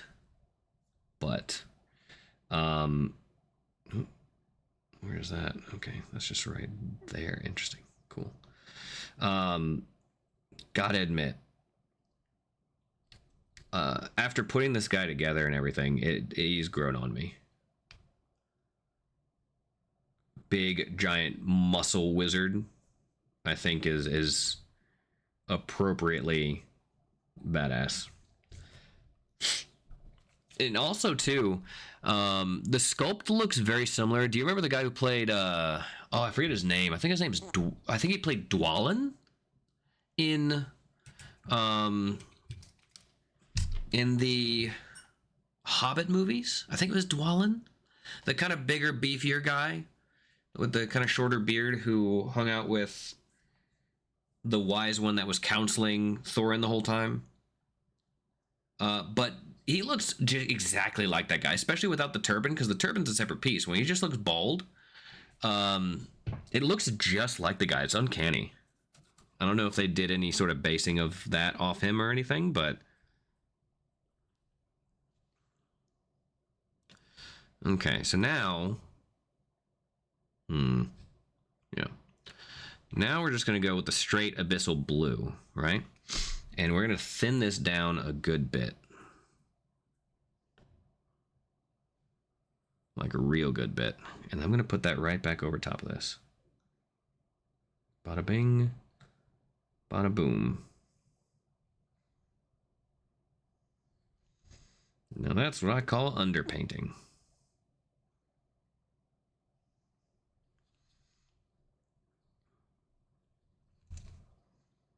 Oh, crud.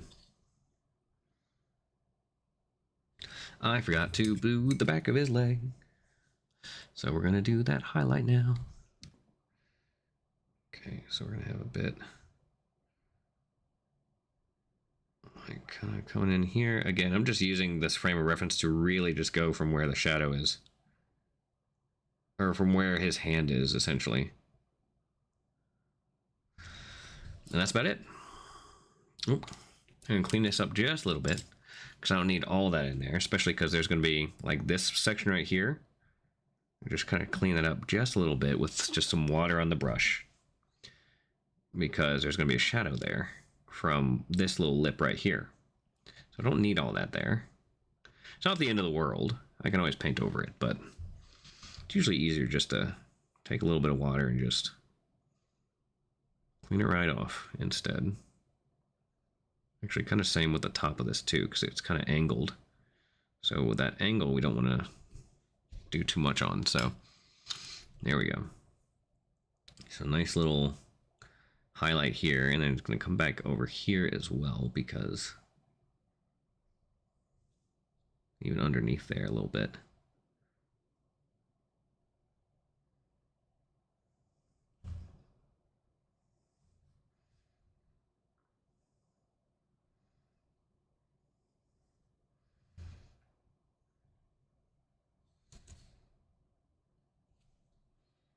I'm gonna give a little bit. This is gonna be kind of funky. So I don't typically paint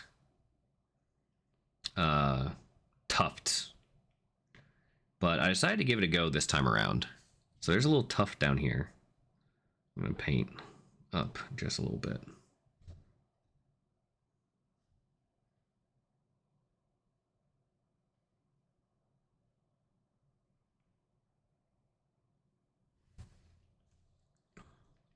Here we go.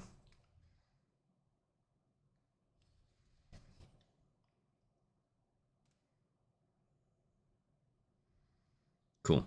And the nice thing is we'll be able to go back down and make sure that all that stuff is down as we need to. We'll work it up and whatnot as well, but you see that there's a bit of that shine still coming through there, which is perfect, but we're gonna go ahead and just highlight it a good bit more.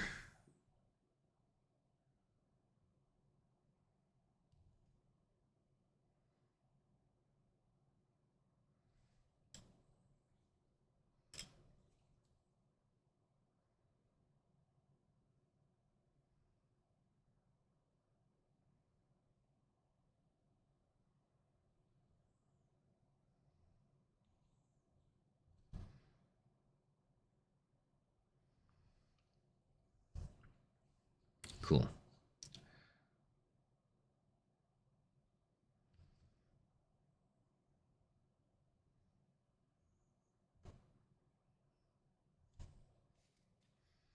Very nice, very nice. All right. So we got some stuff going on. It's going okay. We're gonna work in, like I said, we need to work in that kind of reddish brown, right? And kind of work it up a little bit. So I think as we might go with Indian shadow. We're going with a lot of very dark and kind of shadowy colors today, it seems. There's a little bit of red. We can kind of work up just a little bit. I'm going to do a very kind of thin down layer of it. In fact, I might just mix it in with a little bit of that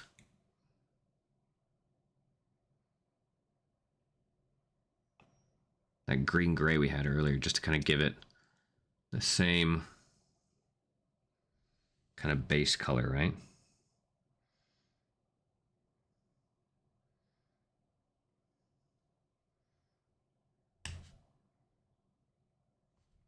Yeah, I think that's kind of working well. Kind of gives it that reddish look. That's pretty nice.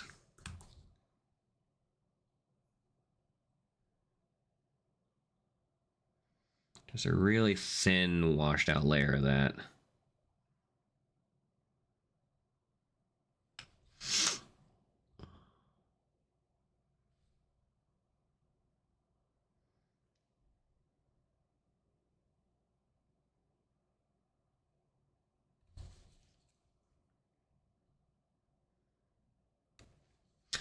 Hendarian, how's it going, man?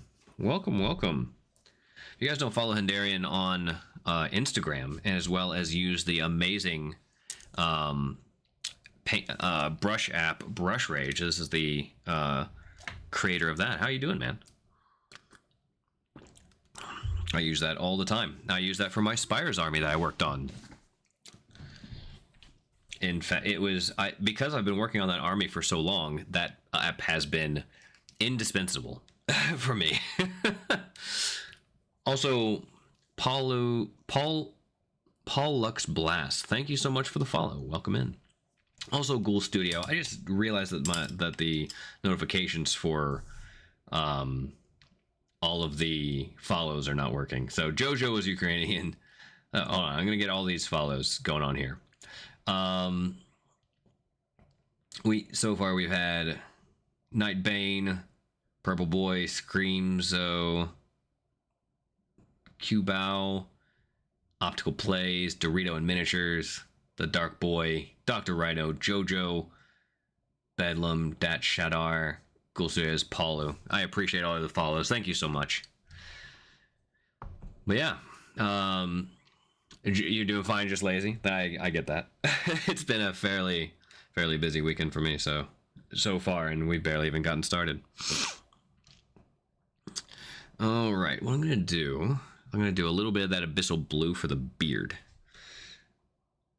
Just really, really light for the beard and mustache.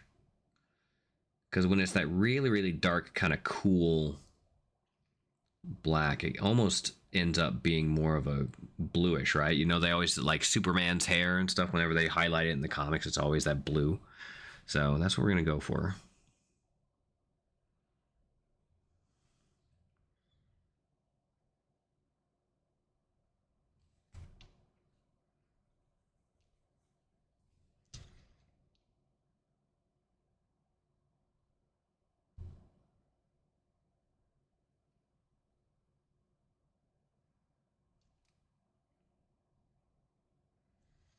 Okay, there we go for that.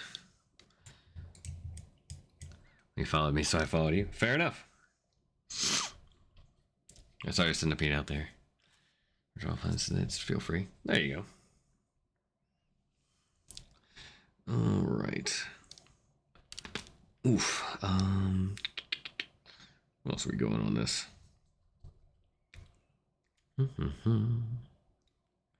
We have to... Oh, the green. Duh.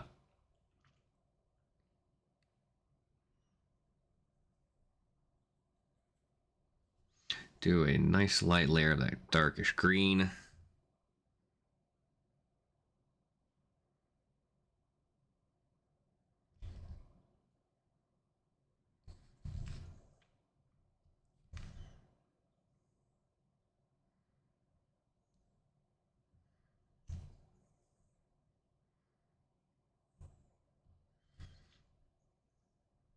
There we go. So I haven't really decided what I'm going to do for that.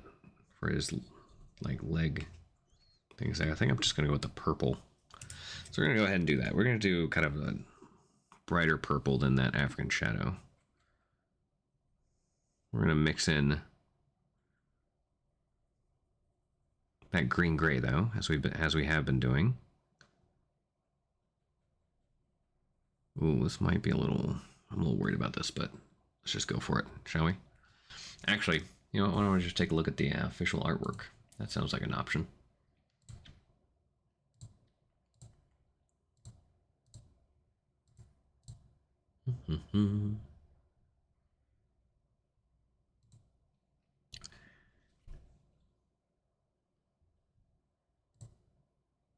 Let's see, what did they do for him?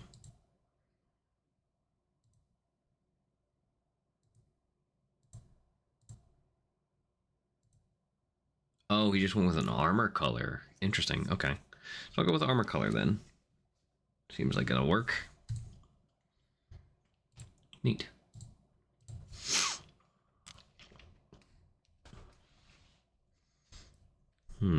Okay.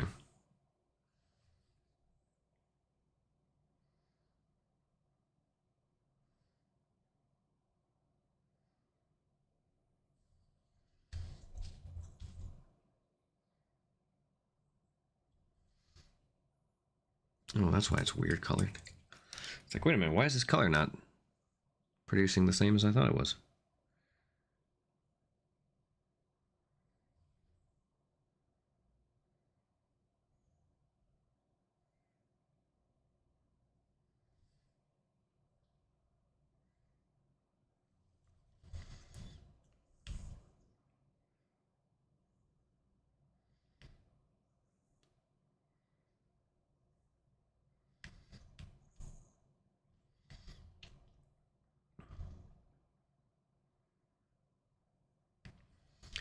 There we go. Also, welcome in, TCat.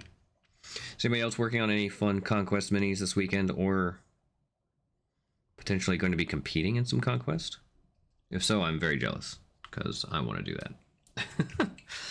Also, we're going to go with the blue, I think, in here.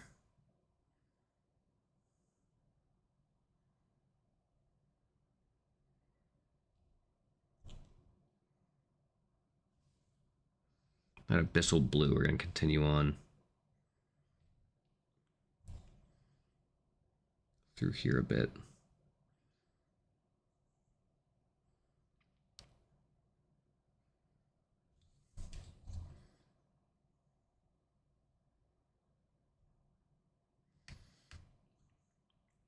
Cool. Afternoon, everyone. Hope you're having a wonderful weekend. Yeah, you as well. Also, it looks like... One more time.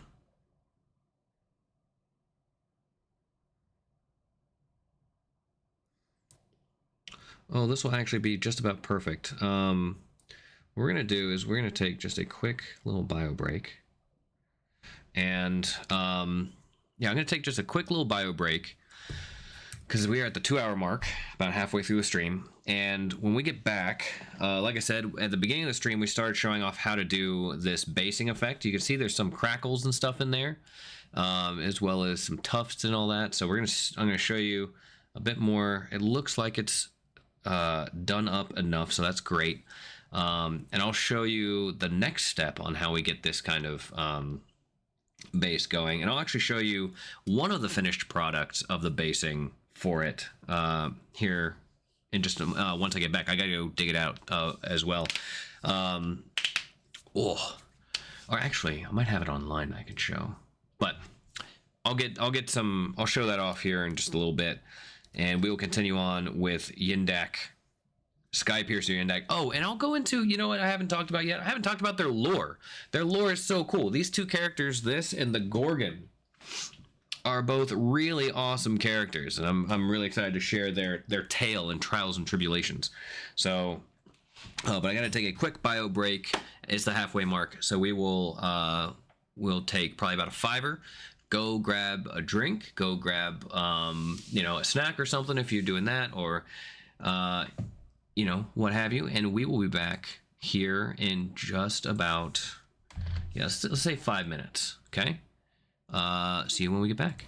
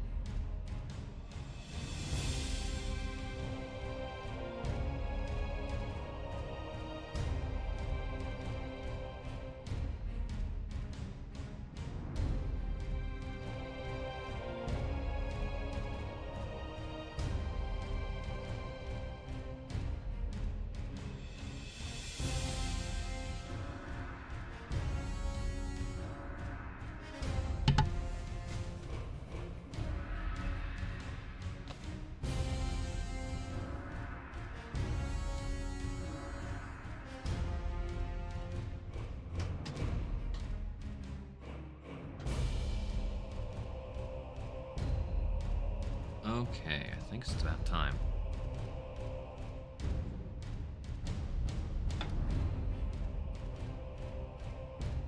All right, and we're back. Hope everyone had a got a break, got up and stretched a little bit. I was able to get one of the bases that I did earlier with this style that I'm using for him as well. So thank you, TCAT. I appreciate that. Also, let me double check here. Also, I can't believe I haven't done this. Didn't do this earlier. If you guys don't follow TCAT, another. Oop, hold on. There we go.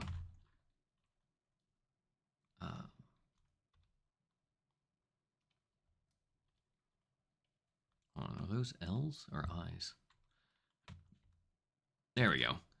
Make sure you follow the TCAT as well, another miniature painter here on Twitch you should be following. What army is Skypiercer Yendak from? So, we can go into a bit of cool lore about Skypiercer Yendak.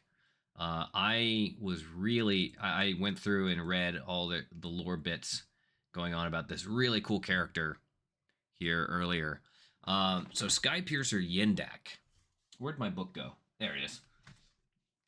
Skypiercer Yendak is from the Sorcerer Kings, and he was actually a pretty intense. He's obviously a very intense dude. It's little's known of his past. He's from the Court of Air. Let's see. Some people claim that he's not even human at all. With how powerful he is. Hey, Sig, what's going on? Yes, sexy Jafar. Thank you so much for the chat. Of course.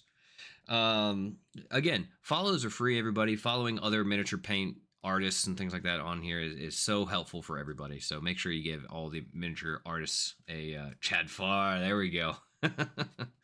But yes, Yendak is a pretty intense guy.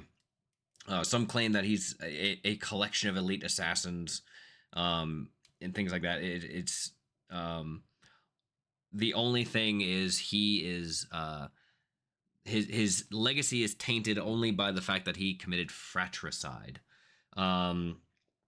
He was in the Court of Air. He was a Court of Air Raj, so like one of their lords, one of their kind of kings almost. Had two sons, Yendak and Havbur, and they were twins, right? So thank you so much, Manoon. I assume that's pronounced for the follow. Appreciate that. Also, Vestreams and Quar and Paul Blast, very much appreciate the follows. But yeah, so Yendak and Havbar were both twin sons of this Raj, and Yendak was named his successor, and right before his death, and shattering the older of the two twins is, just barely, but shattering the older of the two twins is dream of becoming a ruler. So Yendak was a Raj, a very powerful leader, and he gained the favor of his subjects as a Raj for being extremely powerful in leading his folks in the Court of Air. But supposedly that Yendak was so powerful, he managed to tame the very storms that frequented his home region, giving him the title of Skypiercer, infusing his body with raw, tempestuous energy, as you can see. Sadly, though, Havbur was poisoned by resentment and jealousy and tried to overthrow him while he was away. When he returned, he was overcome by rage, and in a terrible duel, he killed his brother without giving him a chance to surrender, committing the crime of fratricide. That way, he was shamed by his actions, and he renounced his title of Raj, and departed from his home as an act of self-imposed exile. So he now still serves the Court of Air, and as a and also the Court of Fire, essentially being a military leader. So pretty intense. Hey, Jimmy the Brush, what's going on? Welcome in. If you guys don't follow Jimmy the Brush, another phenomenal painting team here on Twitch that paints some amazing miniatures, so make sure to give them a follow as well. Hope you're doing well.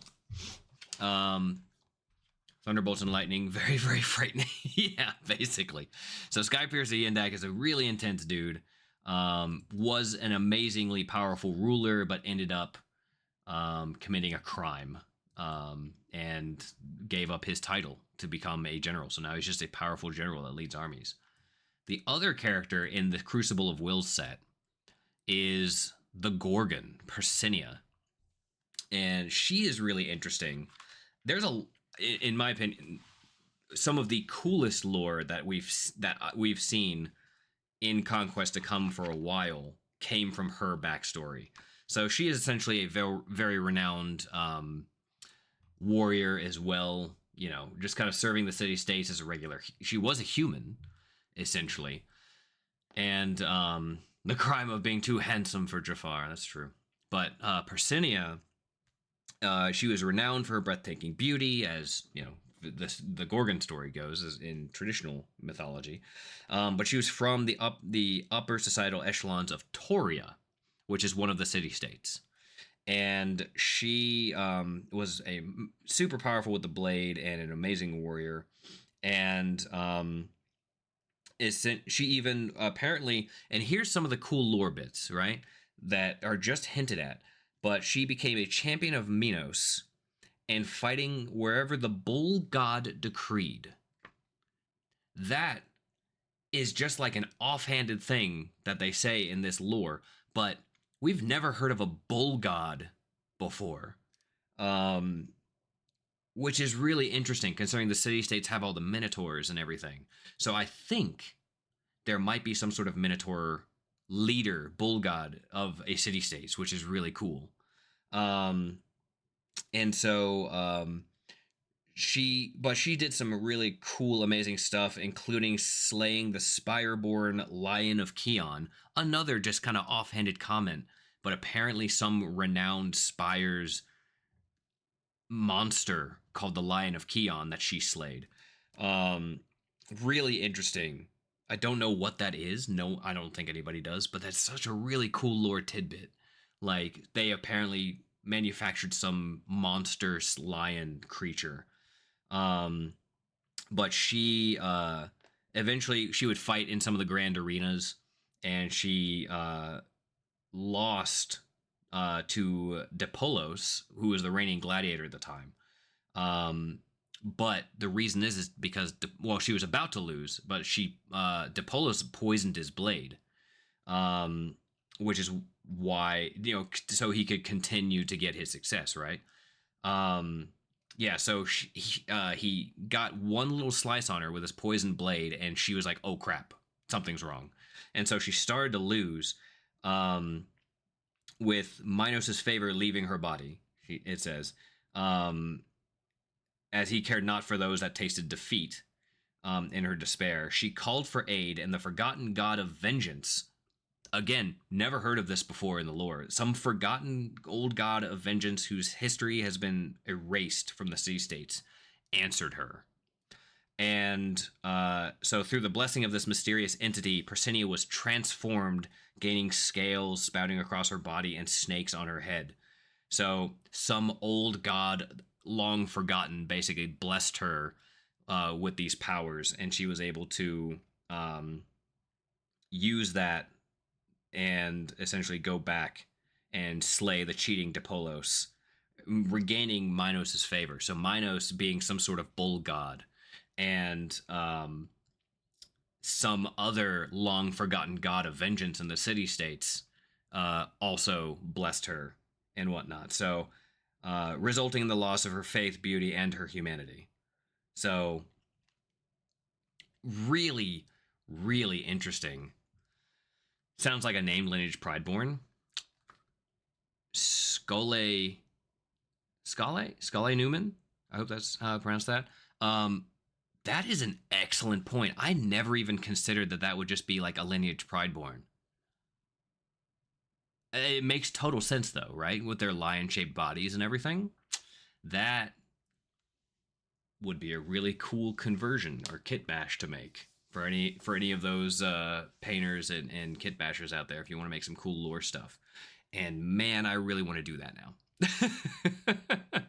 Unfortunately, I would do it with this figure specifically for the Gorgon, but this was before she was transformed to the Gorgon. So if there's some sort of city states warrior that you can kind of dress up to be a female warrior, which you could use this figure for. Honestly, her head is separate and everything, so you could just put like a regular city states like helmed face on her or something, and likely do a really cool kit bash that way.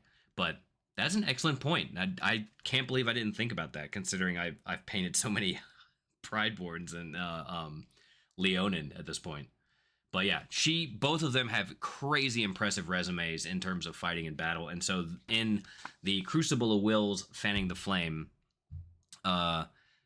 they have both come together to essentially have a dispute over a territory that the bull god Minos has claimed as his and was always thought to be his, and the slightly expanding Sorcerer Kings were like, no, that's actually ours. And so they had a dispute, and you can play these two characters in the Crucible of Wills Fanning the Fire campaign. They have a full set of scenarios as well as special units and stuff you can play in here, as well as special magic items and things. But really, really cool stuff. And you can even do it for First Blood too. So there's a First Blood option. So both games can use this campaign along with their special things. And then there's a description for both the victories. So if you would get the victory as Persinia the Gorgon, then it'll tell you what happens. And if you get the victory as Skypiercer Yendak, you'll get to see what happens with that. So really, really cool. I love these campaign packs so much. I hope they continue to do that. And it was the one thing, I'm glad that they aren't like tournament legal, but I think it really adds a lot of flavor to the world that is much needed. Also, I finally remembered the faction that I was forgetting in terms of the campaign packs. It was the 100 Kingdoms. So I think we might see, if I had to guess, there is a really good lore story about the Alchemist and a lord in the 100 Kingdoms who worked out a deal with the Alchemist, if I remember correctly.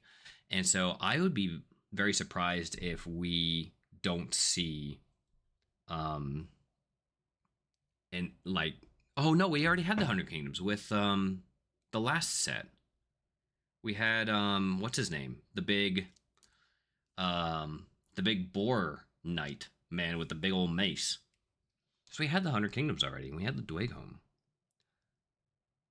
Interesting. Okay, well, it's going to be really interesting to see what they do for the next ones. We have the Wadroon. We have the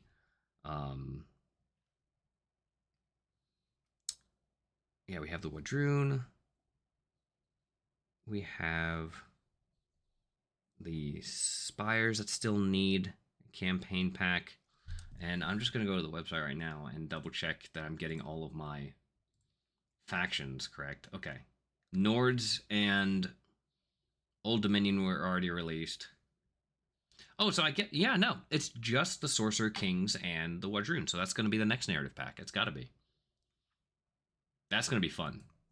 I don't know what that's going to be, but that's definitely going to be a fun pack for sure. There's so much cool options you can do with that kind of thing, right? Okay.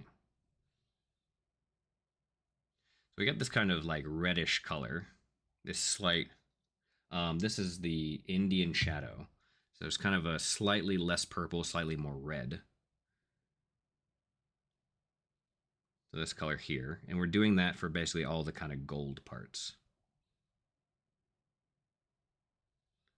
We're going to go in and do a bit more on the gold for all of those, but we're going to go through and just get these kind of painted up.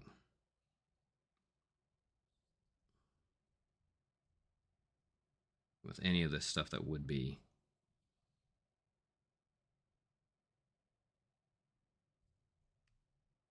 It's kind of reddish color, right? There we go.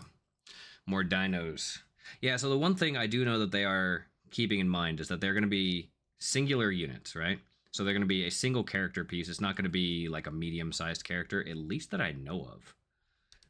Because these are resin parts and they want to keep the prices down and all that kind of stuff. So I think they are keeping that in mind. There are some really interesting options, even still. So, a were dino. Well, so and that's the fun thing about, especially with the spires and the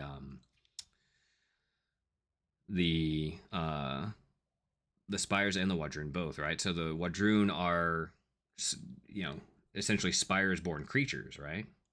So there's a lot of really interesting options that could come from that.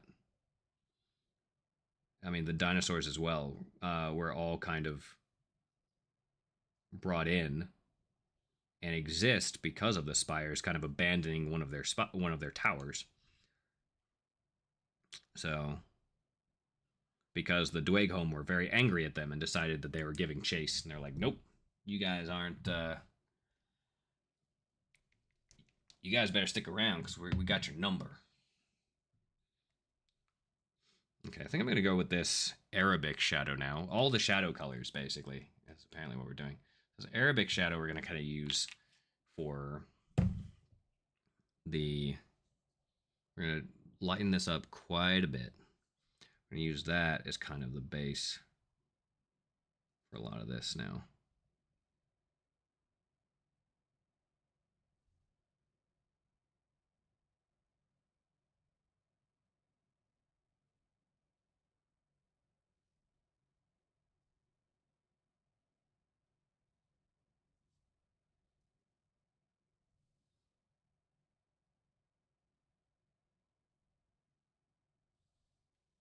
We're gonna lighten that up quite a bit.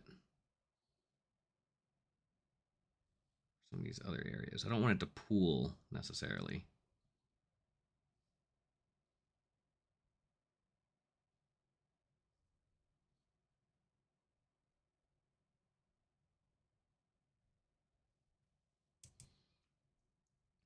So I'm deeply offended that Sigma-type priest comes in, doesn't say hi to me. I may never recover. Like I'm a dork. I don't know the lore. Just love me some orky ladies and dinos. Yeah. Well, that's the best part about it, especially too in this world, and why I think it would lend itself really good to the RPG that will eventually come out. Is that this world is so new, and it's one of those things too with other properties in the gaming world. One of the things that I miss from a lot of other games and properties that I've played is the fact that they've gone so far to develop so much of the lore that it leaves less to the imagination, in my less than humble opinion, I guess. Um, and I think that that is not the best move. And that's one of the reasons I really am enjoying Conquest is there's all this sort of cool speculation and stuff that's still kind of we're not sure about, and this could change and all that stuff. And you know, it's one of the exciting parts about a lot of games is the mystery of it and what's going on. You know, we haven't heard this stuff going on back and forth, and you know, what about little tidbits of stuff that they could develop on? And honestly, I wouldn't be upset if they didn't. Just kind of leave it open to the imagination, or leave it up to players' interpretations.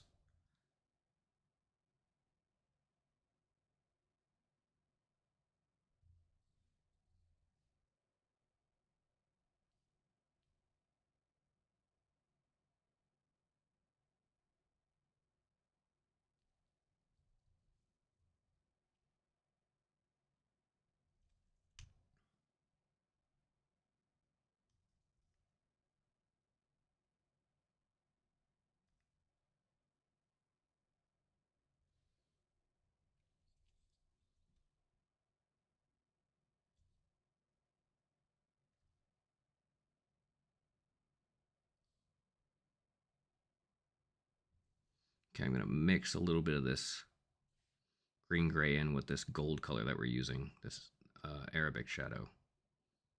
as well as a bit of that purple from the African shadow. That is perfect.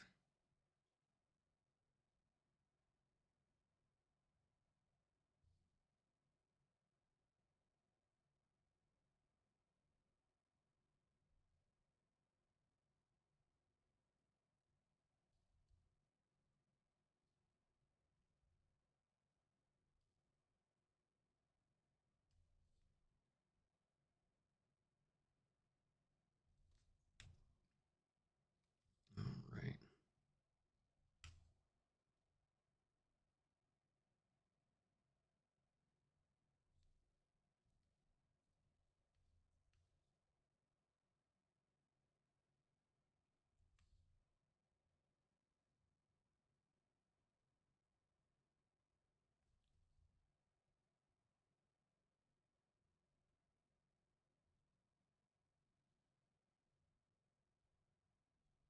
Excellent, excellent, excellent. Beautiful work on him so far. Thank you. Yeah, we're going to try to like emulate that a bit. So we got some work to do still. But we're doing that kind of trying to emulate the power that he has in his hands, going through with that. So we're actually going to do a bit more watered down version of this here. Just kind of go through and just get in to a lot of these crevices and stuff, because this is going to be mostly kind of shadow, right? At least that's kind of the goal, especially because it's going to be a much stronger shadow, because this is where the light is emanating from. So it's going to be much, much, much darker. But we want to get those colors in there. And I hope you guys are doing well, Jimmy.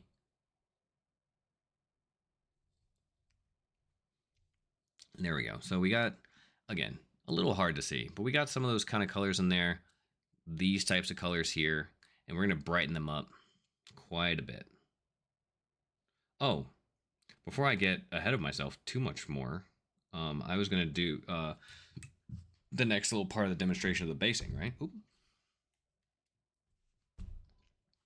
So why don't we do that real quick? So again, the basing I use on him, you can kind of see it in here. It's a little dark, obviously, but it's going to be this very arid basing. There's some cracks in the sand and mud and a rock and some tuft here. And essentially, I'm using the same techniques that I used for this space that I put together. So if the lighting were just like a perfectly normal daytime, this is essentially what it would kind of look like. We're not super worried about like lighting effects and anything on this. This is just kind of a test for where we can put the proper stuff for kind of a really dry desert. So the some things to kind of note in here is the rocks obviously have a certain color. There's a little bit of this kind of like iron deposits almost, this kind of like dusty effects around some of them. But the other thing is around these rocks is where the shrubs and dry grass and things like that are. It's because the shade during the day, especially the shade coming in from the rocks, is what kind of collects the moisture and allows these plants to have some sort of sustenance to be able to grow. So that's why you want to keep a lot of these plants around these types of bases. But having these little crackles and stuff in here shows how dry and dusty this area is. So even got a little plant in there, which is nice. But normally, if I was just painting this without any sort of lighting effects, this is exactly what I'd be going for if I was doing kind of a standard army thing. So that's kind of what we're going with on this. So we started out again with the vignette mud from Ammo by MIG, which is the dry earth ground. So we started out with that, and it is now dry. So now we're going to go in with our second portion, and we even took a little rock and made sure it had a nice solid part there to be able to fit in. We kind of squished it in while it was still wet, so it doesn't look like it's just sitting on top, because you can see if it just sits on top, it looks a little awkward, right? So just smush that right in there. Fits just perfectly, which is great. Before we go into putting that stuff on. So next we're going to take this Martian iron earth, right? And we are just going to take a little dollop. This one you got to be a little careful with. And take a little dollop like that. just kind of spread it on where we want it to go. We don't necessarily want it to go under the character's feet, but we don't have to worry about that right now. This is just a demonstration thing, so we can really put it anywhere. And you don't necessarily want it to be too thick, but you don't want it to be too thin either. And that's just going to be something you're going to have to experiment with a little bit just to get the just to get used to it. I did a few test bases before I started using this stuff and found a pretty decent level, I think. Okay, so the rock's going to go right there. So we're going to spread it out in this direction a little bit more. And it's okay to put it right on that texture. Just make sure it gets inside the texture. You can kind of spread it around a little bit. Make sure it gets in the nice little crevices and stuff. Get that going. Because you can see if you don't push it all the way through, it might get a tiny little dot where it doesn't get in there. That's okay. You can just take a little bit more and just scoop it on in.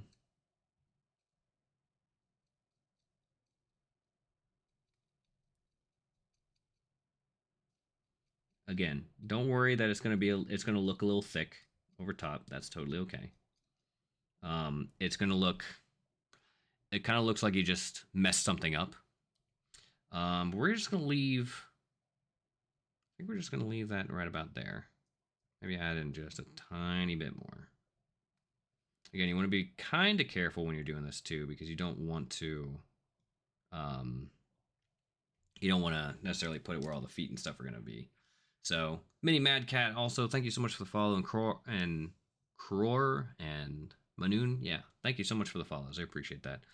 But the one thing I'm actually going to fix real quick is this just looks like a fairly flat blob. I'm not a fan of that. I like it when it looks a little more natural and kind of disjointed. So I'm going to put some little, just kind of extra spots out here, just kind of hanging off a little bit. So this one's going to go all the way to the edge. There, we're going to go out a little bit more here. Just a tiny bit more out there. So it looks a little more natural, a little less disjointed, not just like a singular shaped blob. So we got a little bits out there and over here and over here. So that works out real well. And then you just, put some water on it, wipe it off of your tool. I don't use brushes for this. You can use brushes for it. I don't, typically. So that's it. That's all she wrote. And now we're basically just going to have this sit. And you know what? I might just put this up in the corner here. And you might be able to see it in real time start cracking. And the shine of the light may not help it out too much. Maybe if we put it down here, you'll be able to see a little better. No, my hand's going to be in the way if I do that. We're just going to stick it up there in the corner. And we'll see if we can get it to look like it's cracking. It's going to take some time. We have a little bit of time left before stream ends, so it'll take some time for sure. But we'll see how far it progresses. So, all right, now we're just going to get a little bit of this kind of gold-looking effect through here.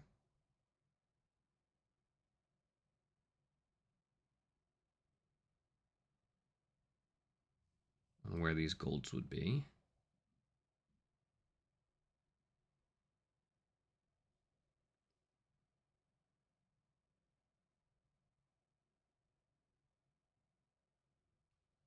Nice and thin layers.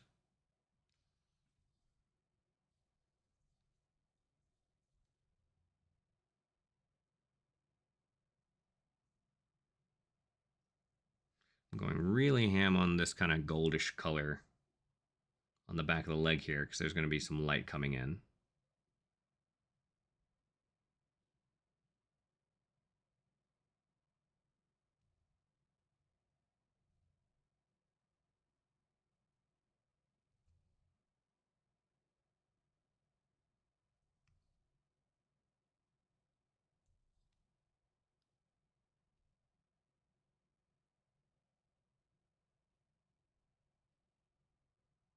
Here we go. And this really funky gauntlet of his. I'd like to see if there was some more lore about that, to be honest. I don't know if this will be a good idea or not. This might be a bad idea. Very neat, thanks.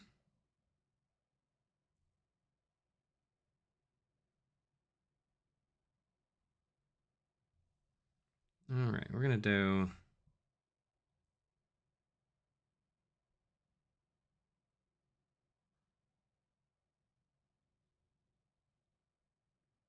Just a quick thin layer of this kind of goldish color here, but I'm intending on just painting right back over all of it.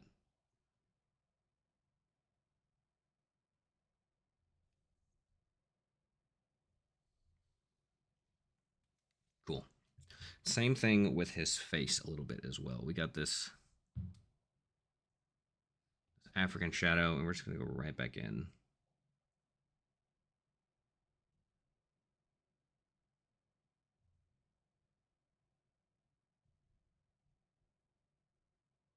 Very, very thin.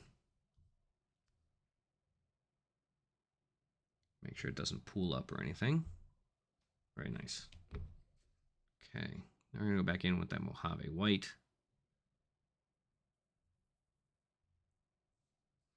And highlight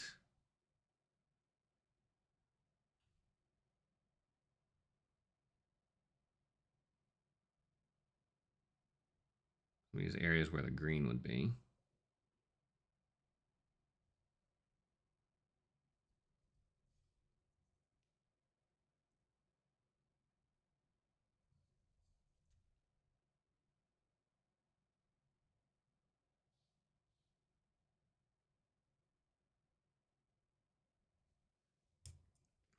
Perfect. Just gonna mix that in.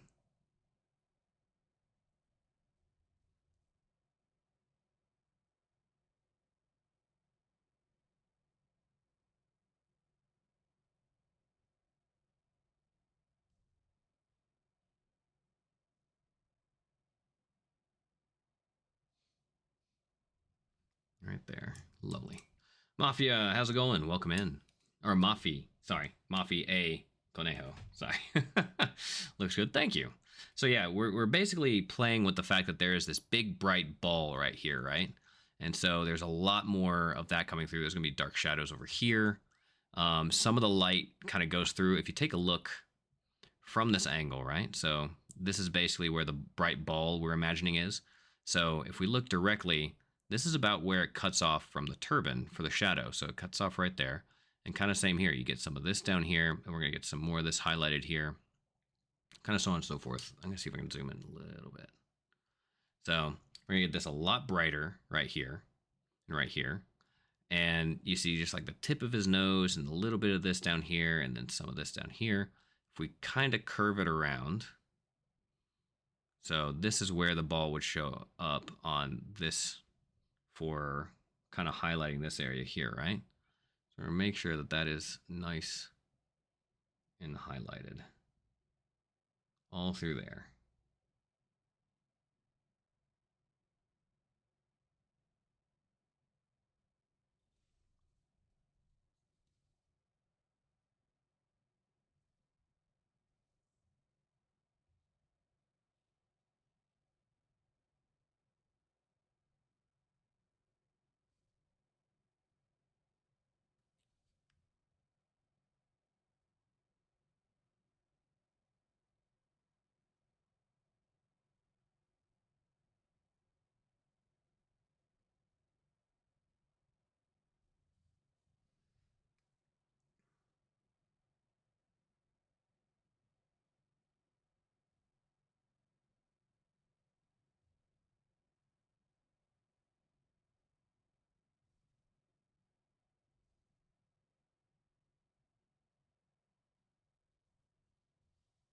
Double check in here. Okay.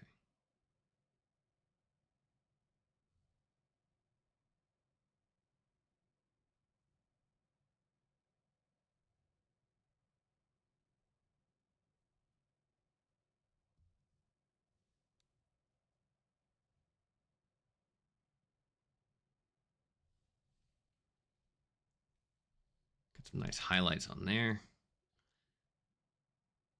Again, just making sure that we have the right angle going.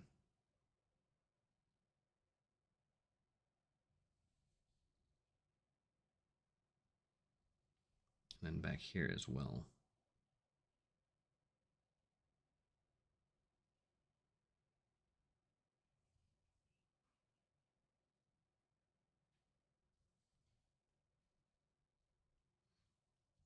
going to look fantastic. Thank you.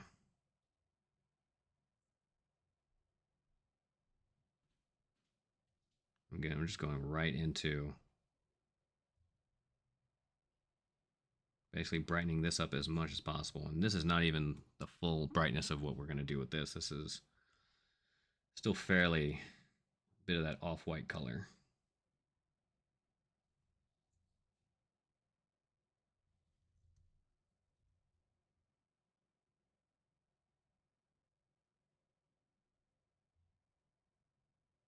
There's a little bit of that kind of peeking through right here too, is kind of the idea. Right through here.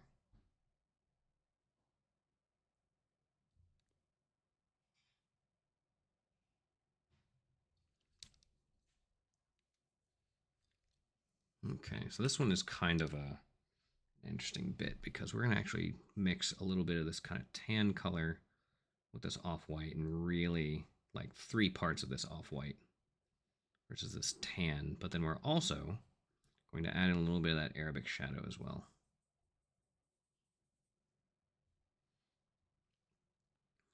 And just a tiny little tint of that dark color. It's going to make kind of a grayish. That's all right because we want this to, obviously we want that kind of purple in there. Can we focus? There we go. We want that purple still in there, but we want to water this down. So it kind of gives a look that this is cloth still. And the watering down of all this too is going to help blend everything for us.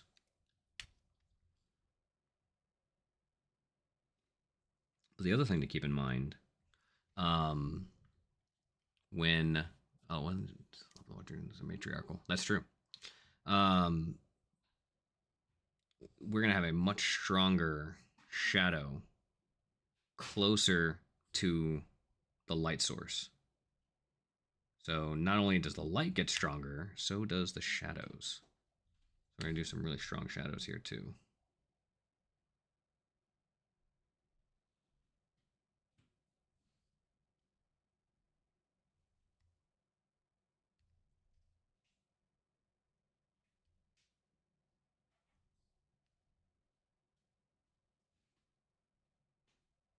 Okay, cool.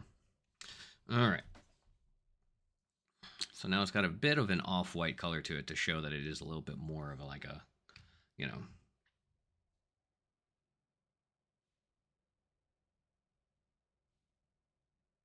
of a, what's the word I'm blanking on now? That it has its own color to it instead of just being overshadowed by the brightness of what this is.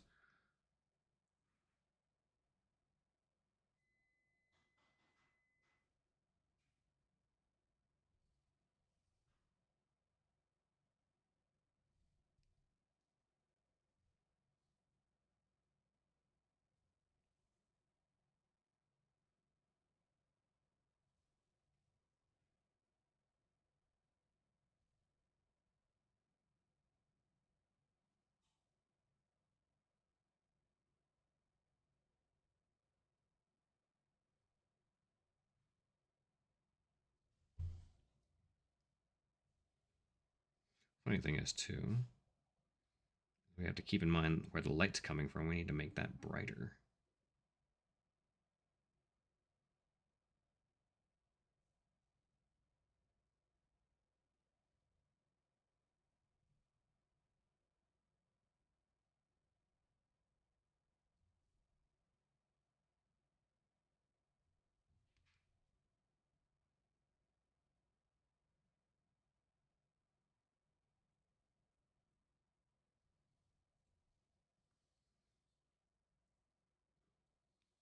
Okay.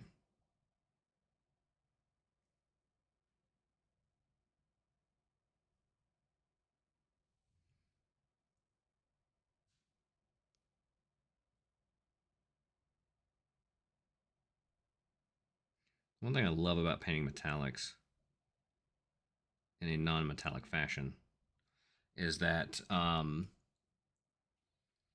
they don't. Hey, Spark, what's going on? Is when you paint metallics in a non-metallic fashion that they don't. All you need to do is basically just be less precise. That strong light, it shines, right? So it just comes on super intense. But if you guys don't follow Spark Minis, absolutely phenomenal miniature painter. Actually, just make sure that you should be watching. Finally made it to a live one. All is well. Good. Glad to hear it. The other thing that we kind of need to keep in mind, I'm probably going to go with a good old-fashioned Screaming Skull with this. I'm going to mix the Screaming Skull in with a bit of this kind of dark purple and stuff. And we're going to try to do that kind of pearl color on these pearls here.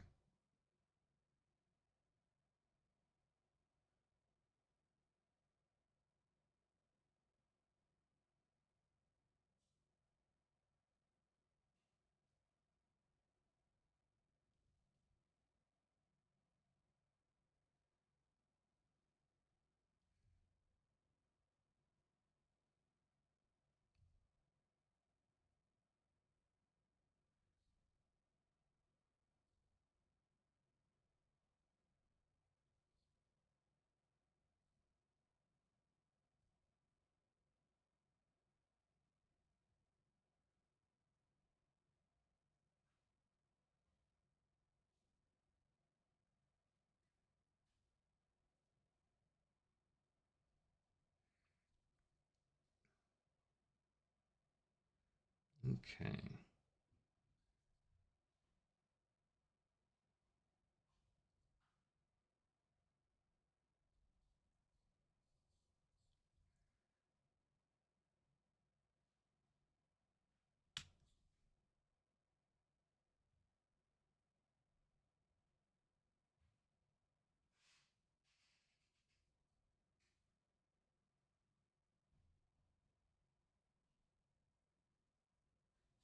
Cool.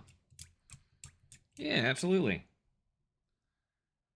Again, all artists gotta support artists, right? Okay, so I'm gonna mix in a little bit of that purple and green gray.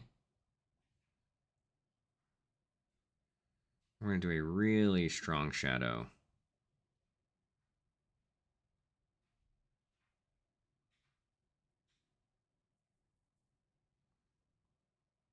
It's gonna be very,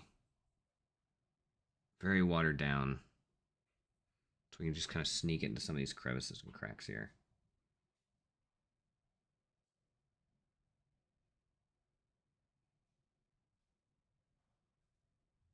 And I'm gonna take another brush and just kind of wet blend it in a little bit.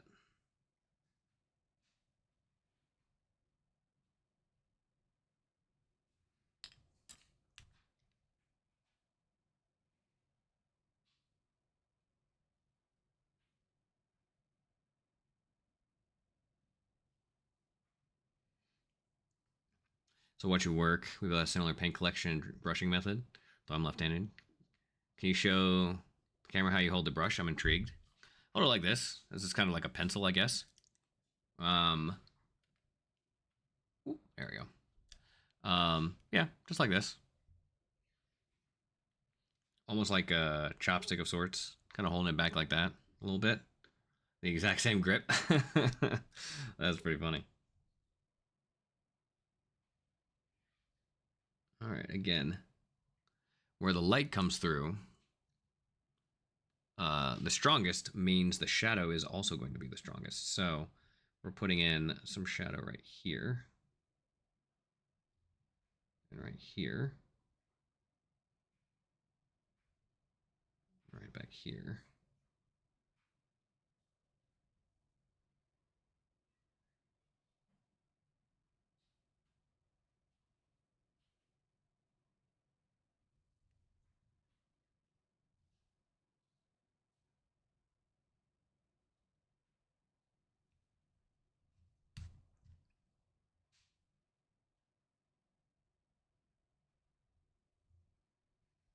And now we're going to start darkening everything a bit more.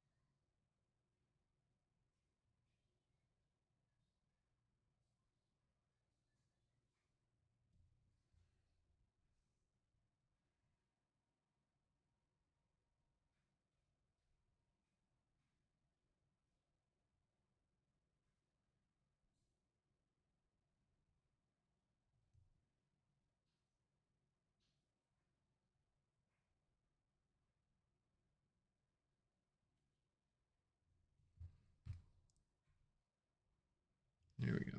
Again, super, super dark shadow. So I'm just going straight in with that shadowy color for the back of here, especially. I love this green gray color because it works perfectly as a shadow.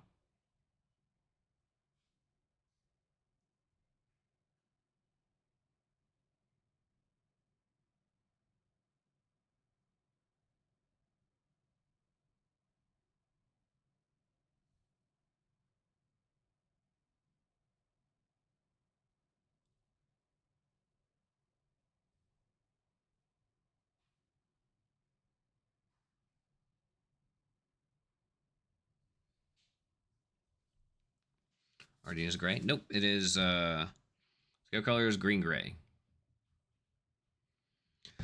If you paint it on dark enough, it looks black. But if or no, like with a few layers or something, it honestly it looks like just black. But if you paint it on with just a little bit thin, it kind of turns to this nice cool color.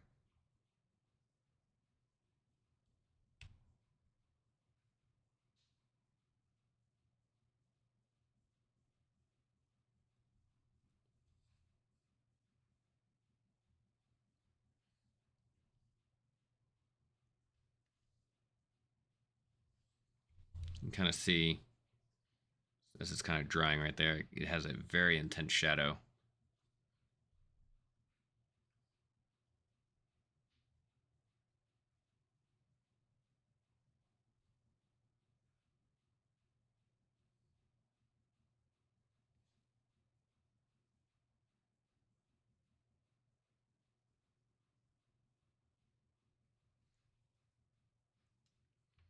On the artist series, though.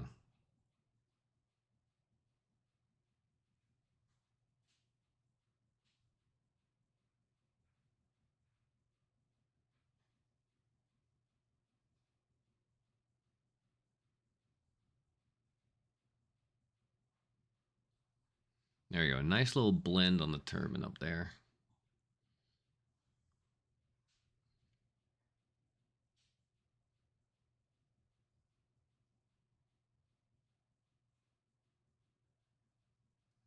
Ooh, one thing I just thought of that might be really cool. What if we give him like piercing glowy eyes, right? I think that'll be really neat. Let's go ahead and try to do that. Why would we not want to do that, right?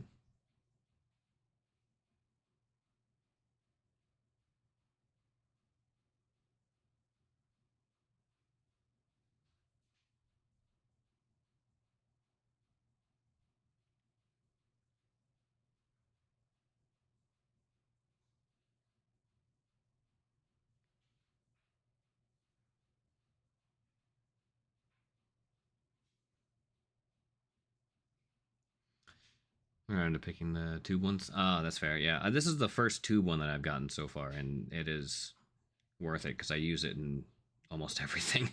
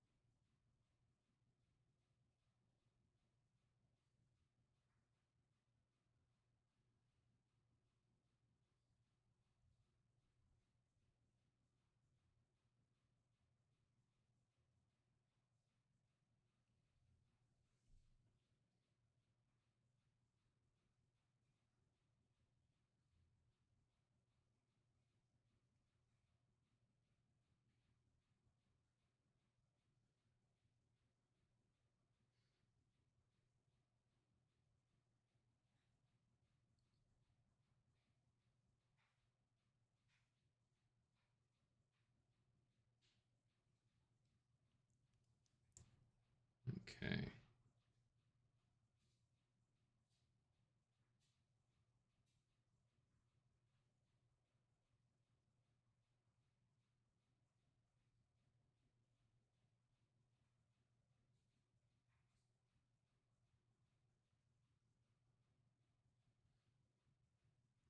Let's get that mix back in there.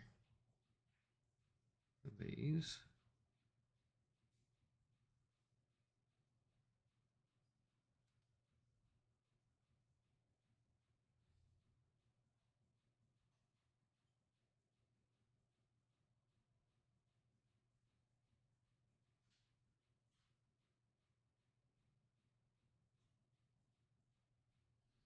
Perfect.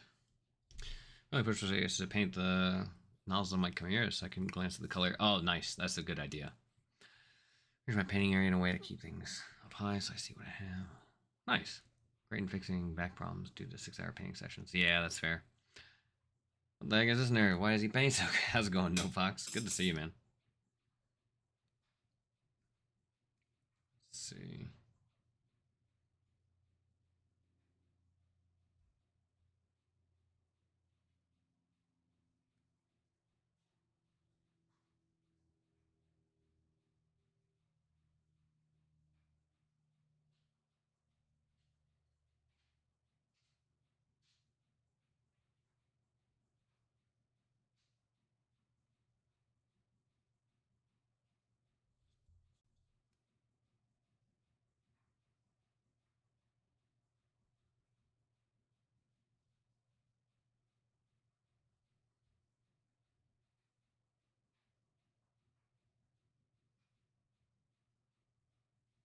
There we go.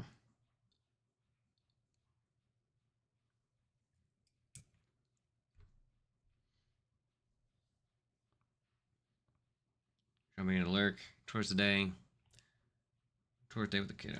Gonna have you up on the TV while the house gets respectable and nice. I need to do that as well, to be honest. But gotta do the important things first, like paint.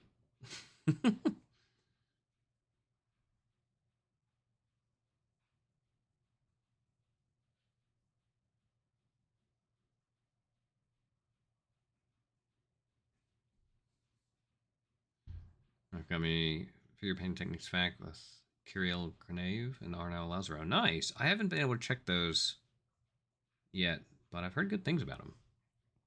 Keep this priority sorted. That's right, bud.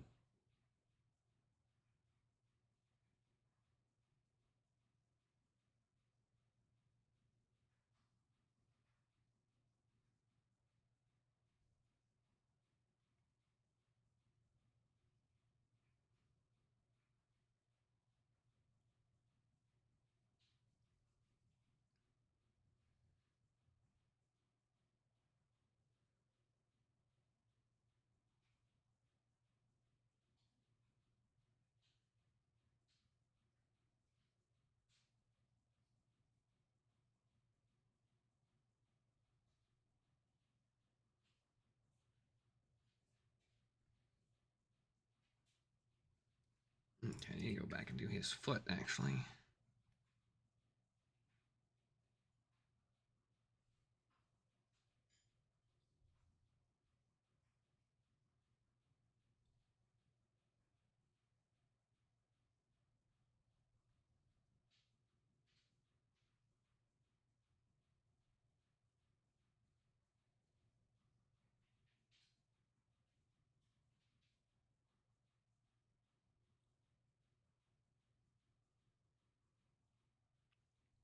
Okay, I'll take that. Big beefy books full of stuff. Highly recommend them. Had them some time ago. I had to get rid of them due to space constraints. Now they're back. Quite complex each time I open them. There's no better tutorial of painting glass with liquids inside in the galaxy. That's interesting. I'm keen on that. That does sound really neat. I have to check that out. Let's see here, where'd my images go?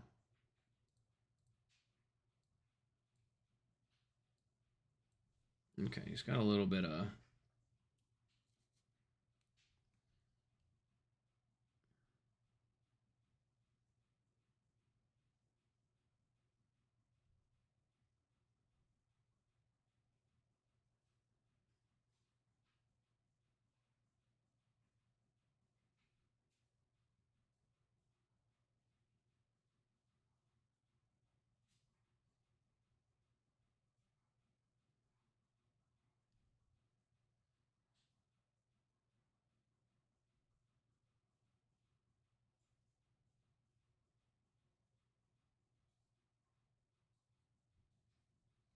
there we go. Gotta get that lightning crackle in the beard and everything. Oh, speaking of, I need to repaint his eyebrows.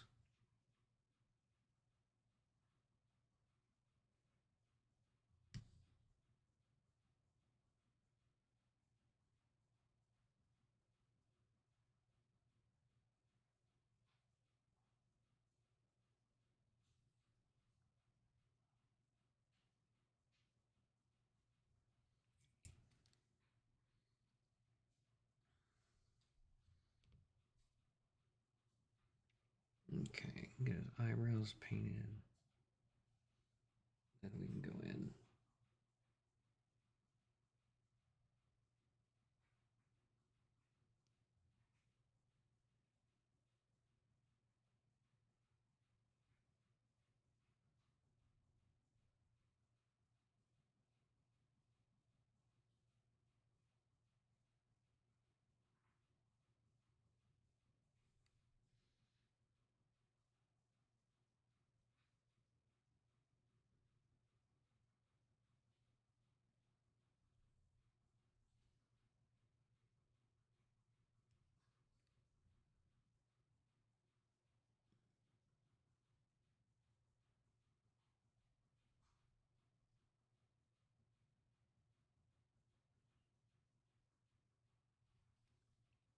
I'm gonna give him some glowing eyes here, I think.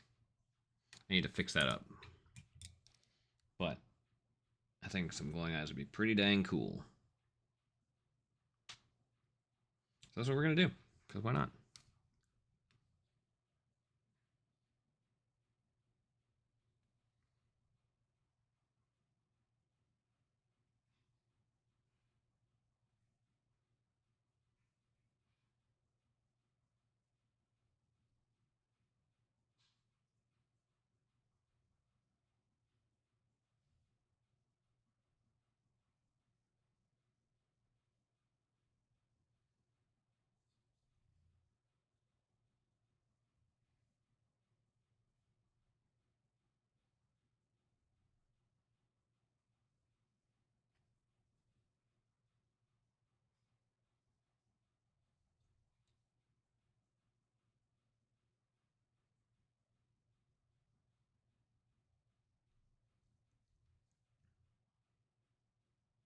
There we go. They're literally heavy reading though. Each way about 2K. That's funny. Hey, you know, you at least know you're getting your weight's worth of good knowledge then, right?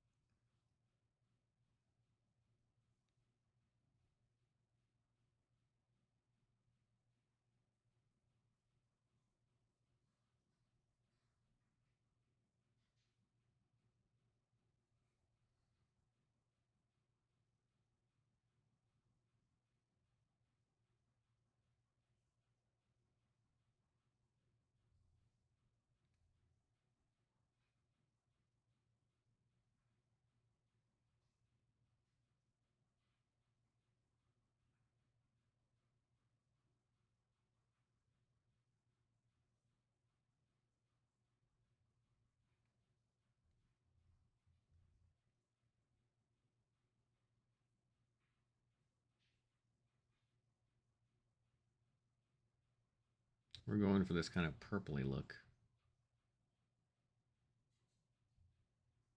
on these pearls because that's what they have on the official artwork.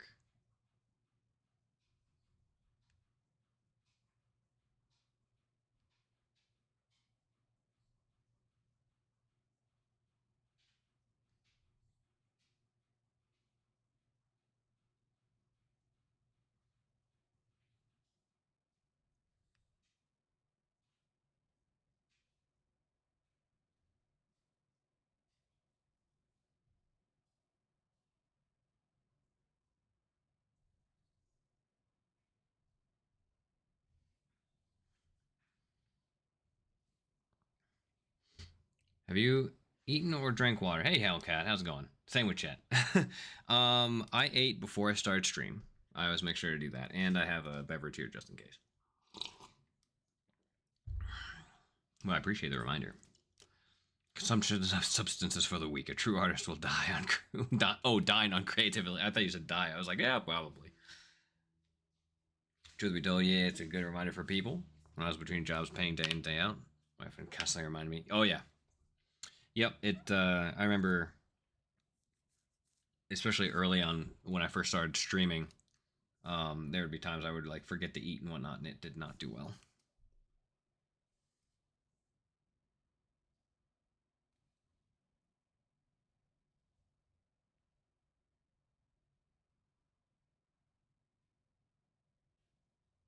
And a tiny bit of purple in there as well. It's too much.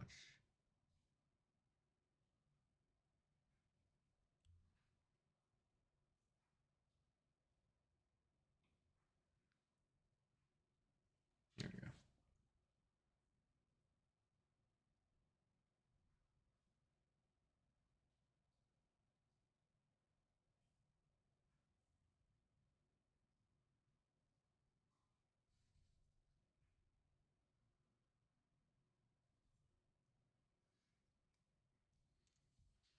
In about 15 minutes or so, we're likely going to start doing the.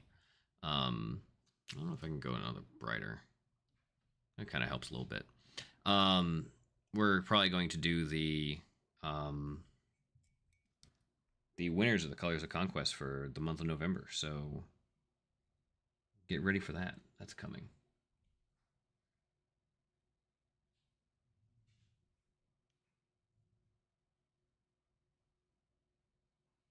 And a little bit more on the blue side with that one.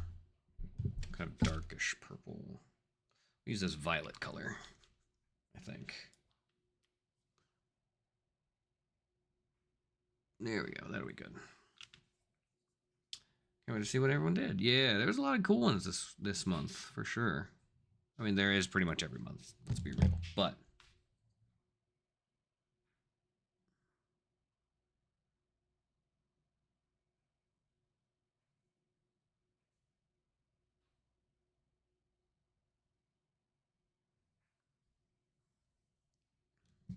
let's go ahead. I'm gonna mute for just a moment because I need to use this mixer and it's gonna be loud.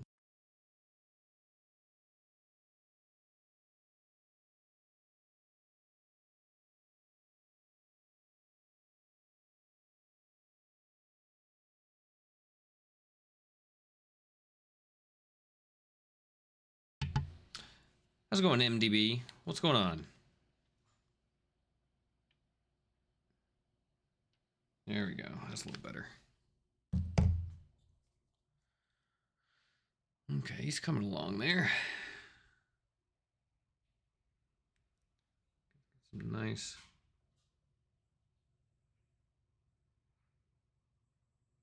nice purple on those jewels.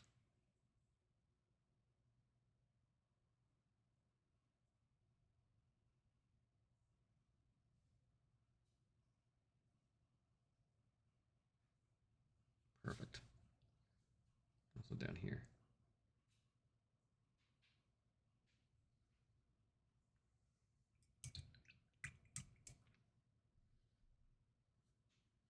Can we see the 10 picks when we have the time? Good night. Oh, you're heading out. Really loving the welcoming community Conquest. Going to paint a lot more of it in the future. Good. I'm glad to hear that. Try and return my time here today. Thanks for the joyful time, Walter. Gonna log in on the regular to those when time allows. I appreciate it, Bedlam. Also, if anyone wants to follow, I stream typically later in the day on Mondays and Wednesdays, but if anyone is interested in following me, on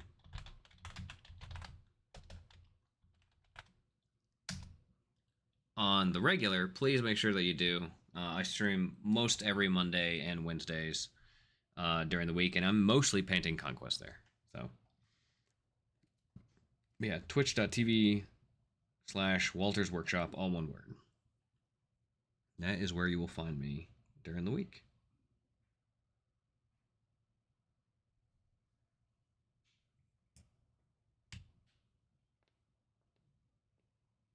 Okay.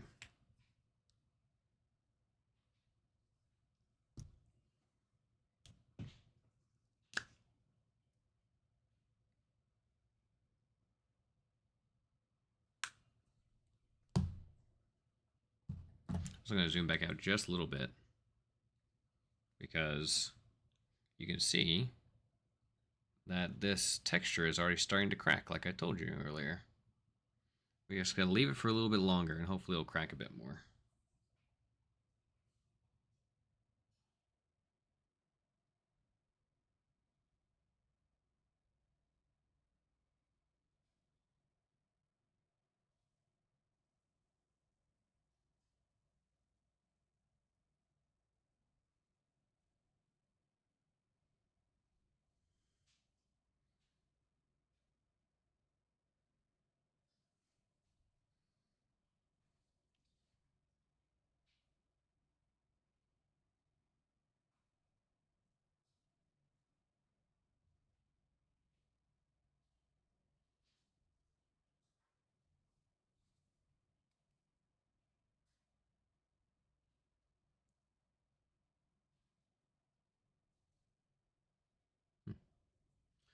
My hands are not that steady. It takes a lot of time and practice.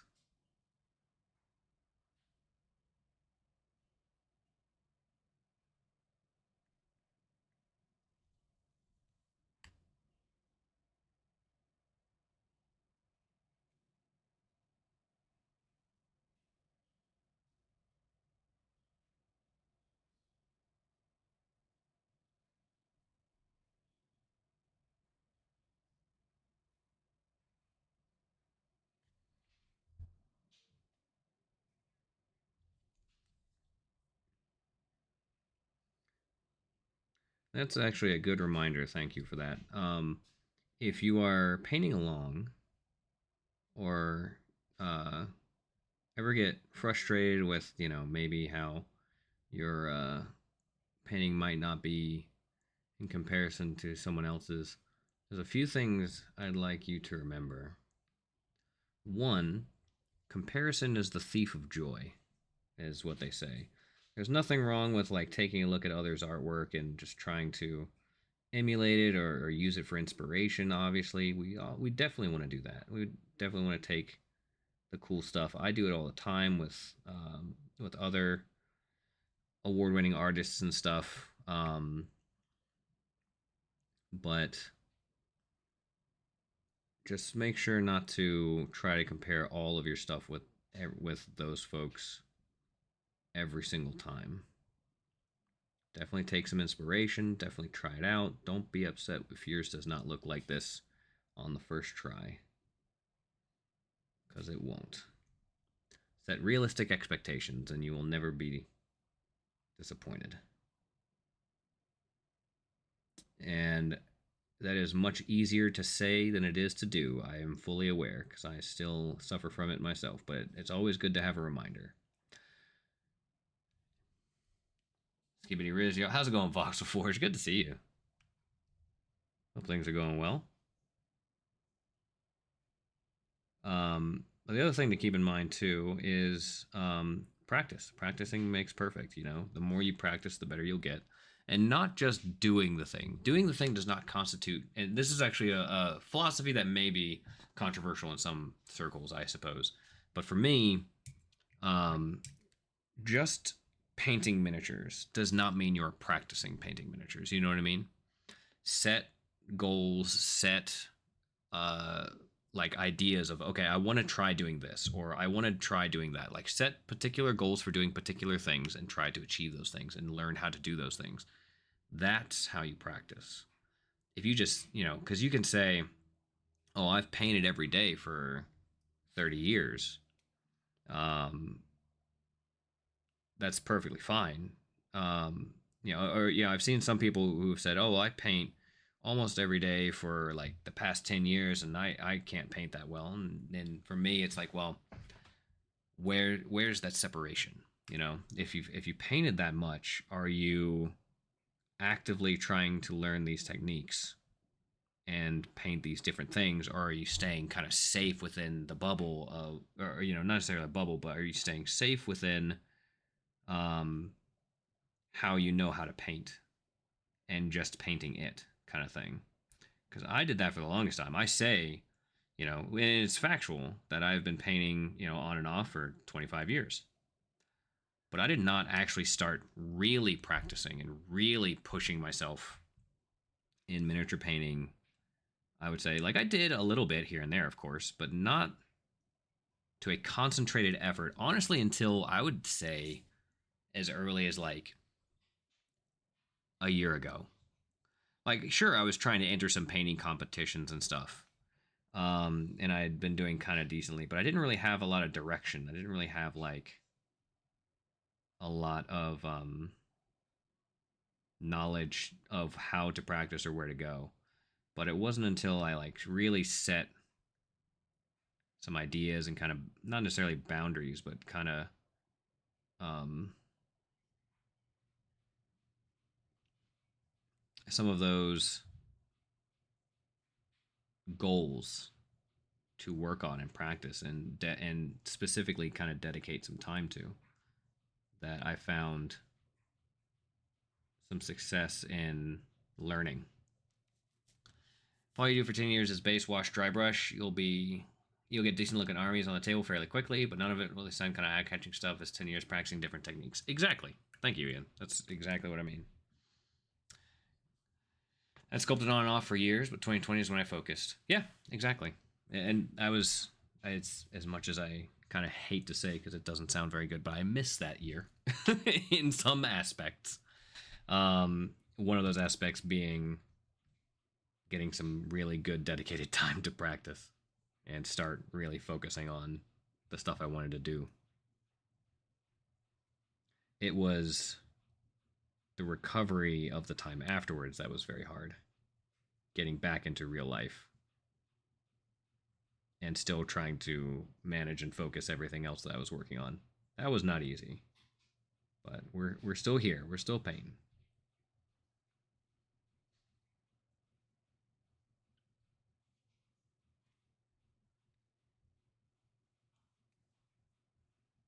LY? Or is that IY?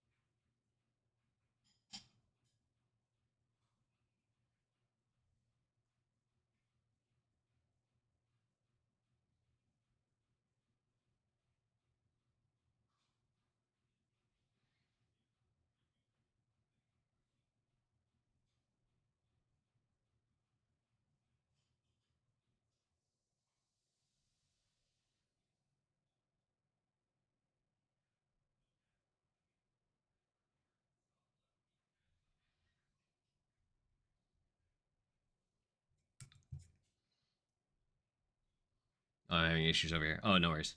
Found the positives for a very difficult time. Yeah, exactly.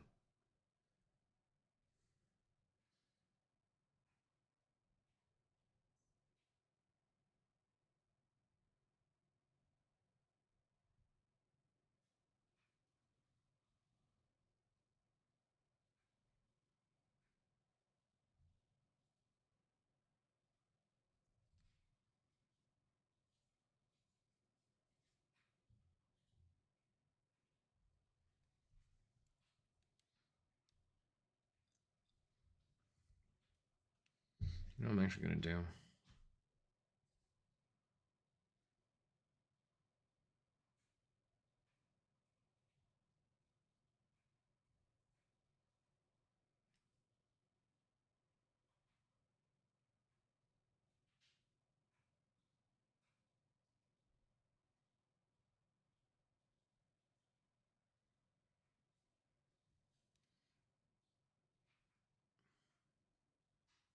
There we go. Hopefully that dries and looks kind of neat.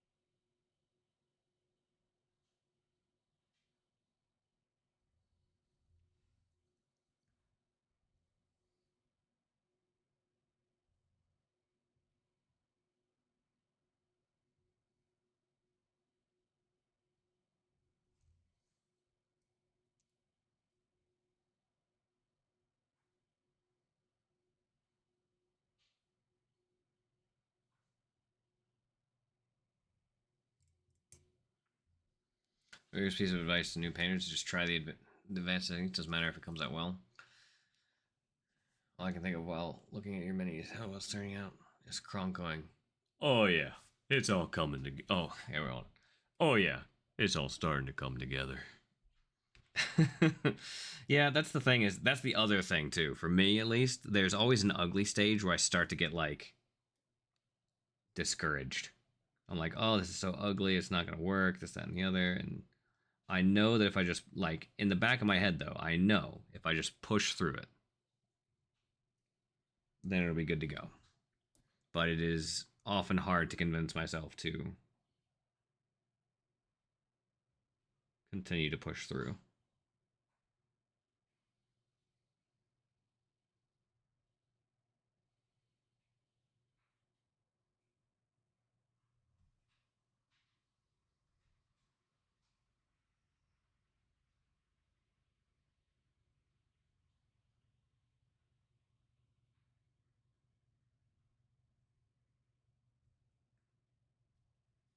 Hmm.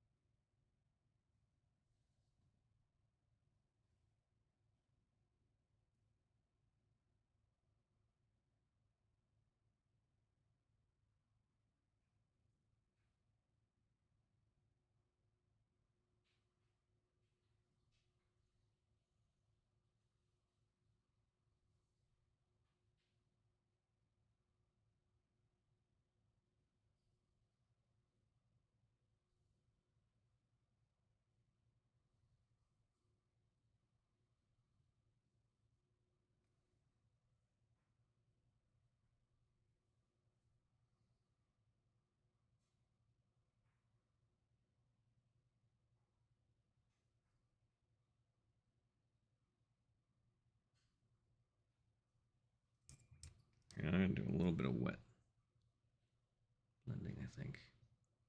I'm just not liking how this is turning out.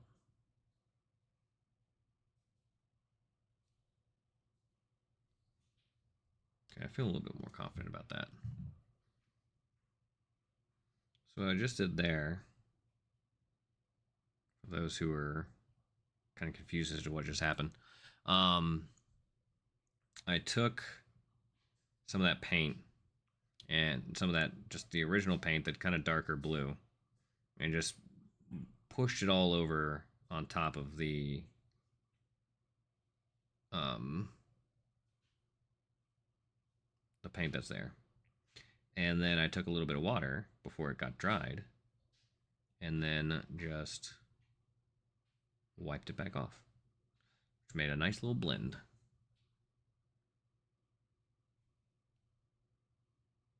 very quick and dirty kind of technique.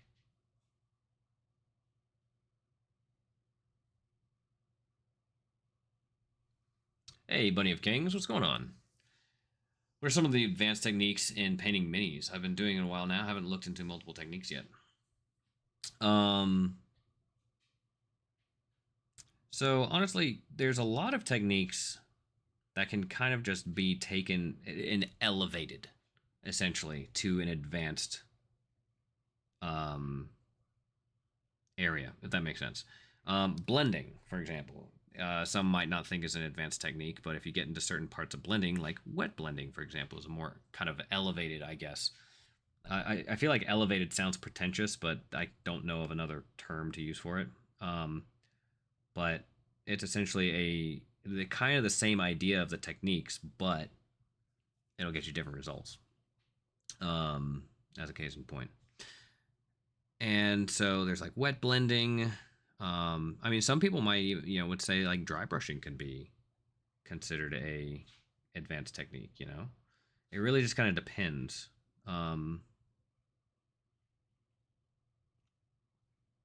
But I would say wet blending is probably a more advanced technique.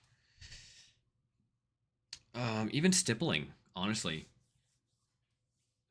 Stippling can be an advanced technique.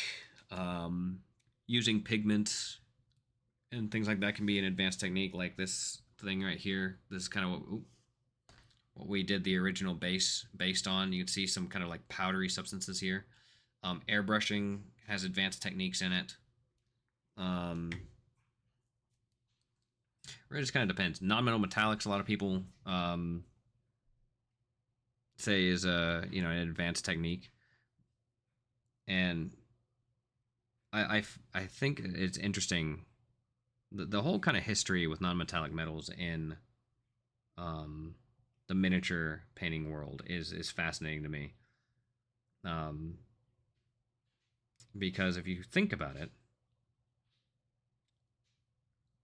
anywhere else that painting would be done, non-metallic metals is not an advanced technique. It is a standard technique because it's just like any other technique. You don't have metallics to put on canvas, right?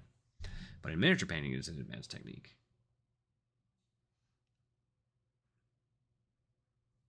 So it's kind of got an interesting little kind of tidbit about history, right?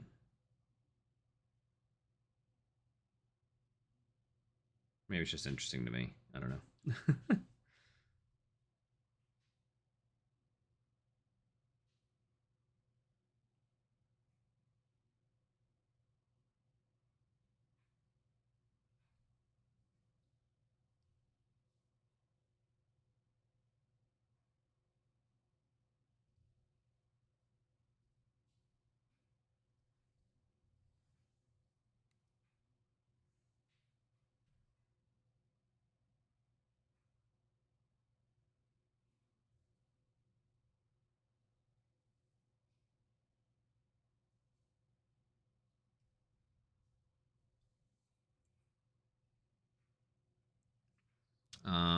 Trying to think of some other advanced techniques there are. Using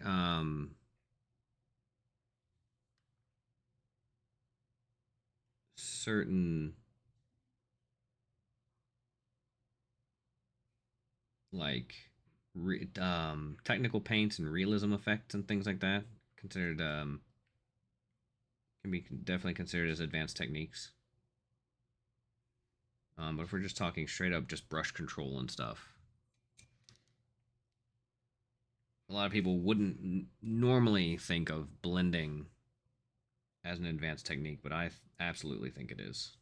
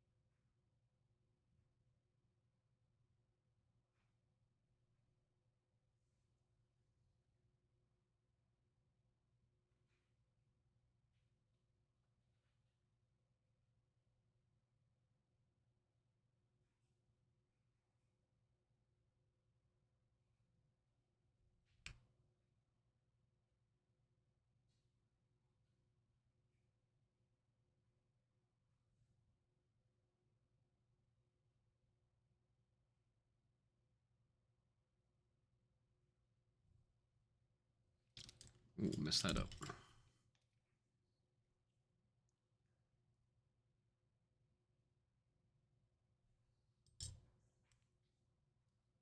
I'm just putting some darker shades in there.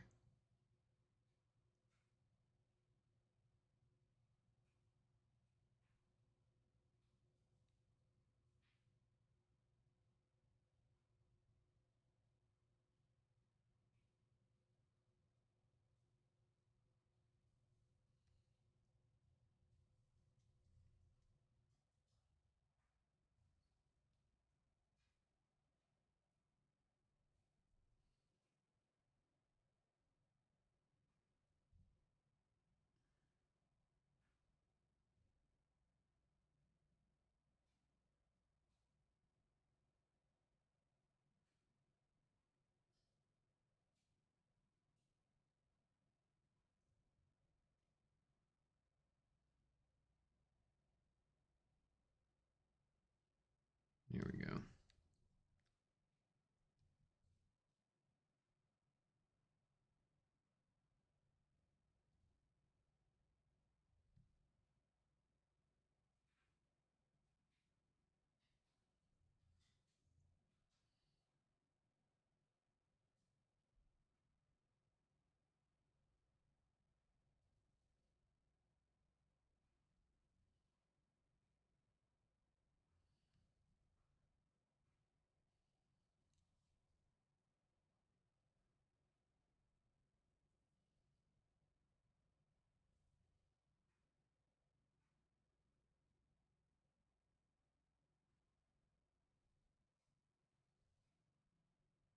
Here we go.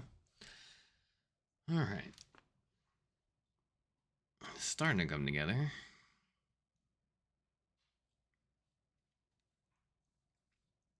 Very nice. Thank you. All right, so we got about 20 minutes until we're planning on ending, which sucks. Is not quite as far as I'd hoped I would get with this, but we are in a pretty decent spot overall.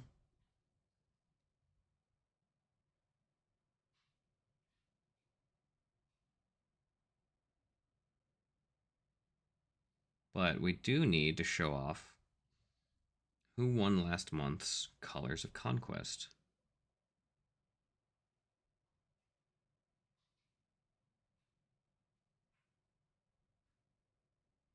So I think it might be just about time for that.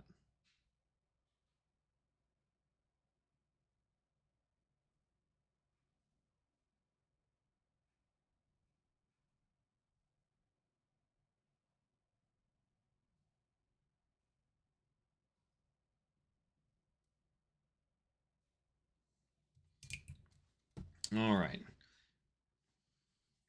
So I will get this. I may not be able to get this finished up, but I do want to show essentially where we're at. We have a very strong light coming from the hand, kind of pushing down into the hat. It's going to continue on more.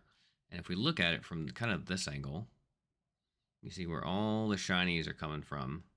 See, it cuts off right about there. Coming down here, we're going to get all these areas a bit more pushed up a bit. So there's some better contrast, but so far, so I'm going to get some pictures of this once it is done. I'm going to work up that contrast quite a bit more. But so far, we're getting there. We're almost there. And like I said, bada bing, bada boom. Look at all those crackles in that little paint there.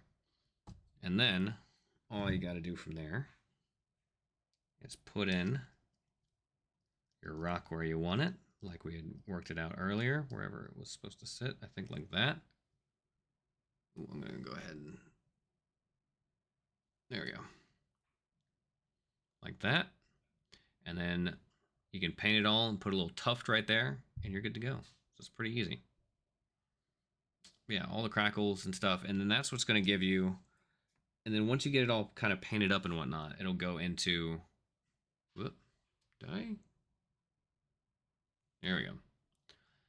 We'll get this kind of technique. You see the cracks in there for the really arid areas. A nice texture. Things like that. And then your rocks and your little grasses and tufts. So Get some really cool kind of desert looking bases. Again, the colors are not going to work well on this kind of very stylized piece, right? But it's getting kind of there. So we're going to go ahead and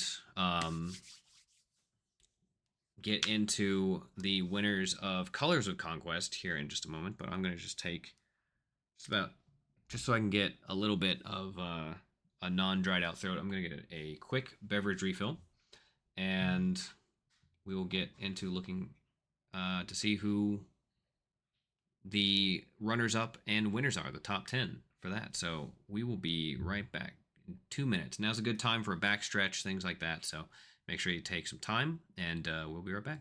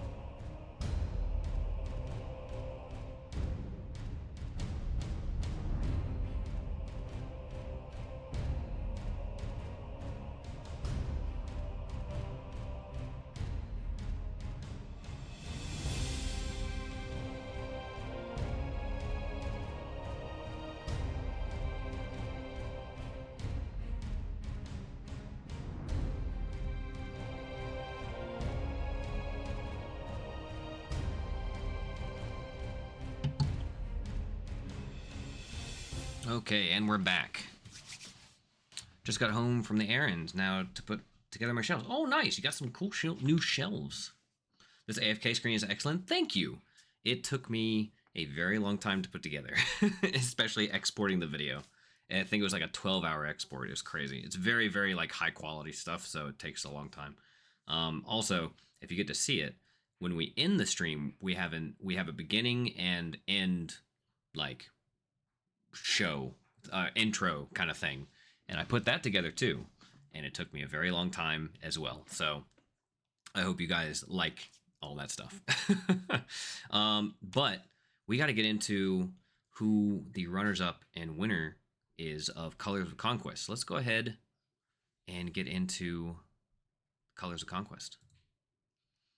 First up as a runner-up, we have Shinjo Jordan with Fishidius, the murderous fish gnome, and I particularly love the as you can see in the middle there, the eye and the little tentacle that's coming out of the hat.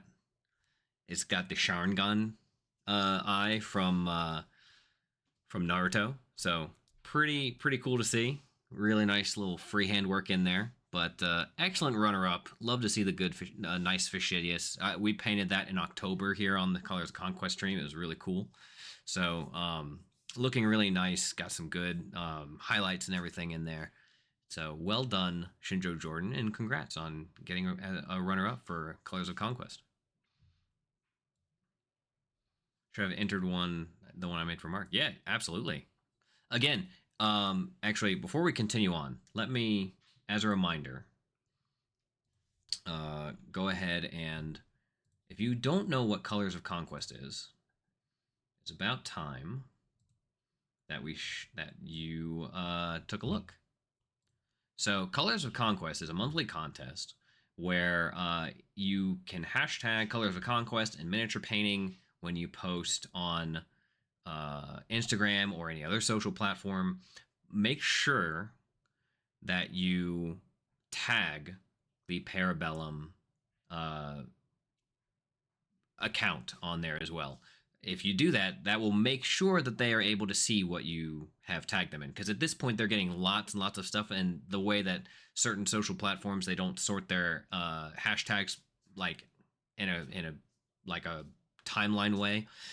So it's kind of hard for them to take a look. So make sure you tag Parabellum. And Parabellum's not on Blue Sky yet, I believe. No, I don't believe they're on Blue Sky yet, but I'm sure that'll be coming soon. But whenever you do post, make sure you tag the Parabellum account. Use hashtag Colors of Conquest and hashtag miniature painting, and on all the social platforms, and you can find all those social platforms there on that link. And this is just parabellum.com/Colors of Conquest if you want to find this information yourself. In fact, I'm just going to put it in the chat here for everybody. Boop. So make sure you check that out. But the reward for the winner each month is a €40 voucher for Parabellum games. In addition, the 9 other runner-ups are going to get a 25% coupon off for the eShop. So never hurts to try. You're going to put, typically you're going to post your stuff anyway, so may as well give it a go. But there are some rules. It has to be, Conquest miniature. You can alter it, obviously, as long as all the parts come from Conquest, etc., that kind of thing. But just make sure you check out the rules, check out what's going on. And but yeah, every single month there's going to be that's going to be pulled, and I'm going to announce them here, and they're going to announce them on their social media as well. So let's get back to Colors of Conquest. And again, the first runner-up we have is Shinjo Jordan with his awesome Fishidius that we just reviewed with the Sharon Gun eye tentacle on his head. So very, very cool. Congrats for the runner-up spot for November for Shinjo Jordan. Next up, we have Robert Cantrell with this amazing 100 Kingdoms written new. Written new? I think that's how it's pronounced. I've always read it, so I'm not sure. But really nice little kind of sculpted base and everything, or sculpted stand, which is great. It has the bannerman from the actual written new set, and then the one character, I believe that's a sergeant. I really want to take that character and do some conversion on it. There's a very specific city. There's a very specific kingdom in the 100 Kingdoms that has like a fish motif that I really want to like make a 100 Kingdoms army based on. But yeah, this is a really, really nice piece. Really good work on all of it. And the red and white and kind of the grays and silvers kind of all contrast really, really nicely. So congrats. Definitely an excellent runner-up. Congrats, Robert. Next up, we have Overbite Miniatures. Absolutely love Overbite. Talked to them a few times. Excellent painter. The amount of stuff he paints and how quickly he does, it just blows my mind every time. And of course, he has some lovely photography with the always with the terrain in the background and whatnot. I love seeing whenever he has a new post out there. But yeah, this is from the Old Dominion. It is the I'm blanking on their names right now, but essentially the undead centaur. I'm gonna butcher the name of this. The Karakees, I think, Kerykees. It is a dual kit, so you can do a hand-to-hand combat version and archer version. The archer version is the Karakees. Or Karikes. I'm not entirely sure if I'm pronouncing that correctly, but either way, phenomenally painted, as always, by Overbite. The parakeets, yeah. Phenomenally painted by Overbite Miniatures. A I even before I started announcing these, Overbite I think has been a runner, at least a runner up, if not a winner, almost every single month for this. So don't make sure again all these folks as well. If you can find them on social media, please make sure you do. We use their usernames here as they've submitted them. So make sure to definitely go take a look at Overbite Miniature stuff. He's absolutely phenomenal. Next up, as a runner-up, we have Longbeard Miniatures with the amazing Wadroon on a Thunder Rider. Oh, it's not the it's not the, is it the Chieftain? I believe it's called the Chieftain. But an amazing Thunder Rider.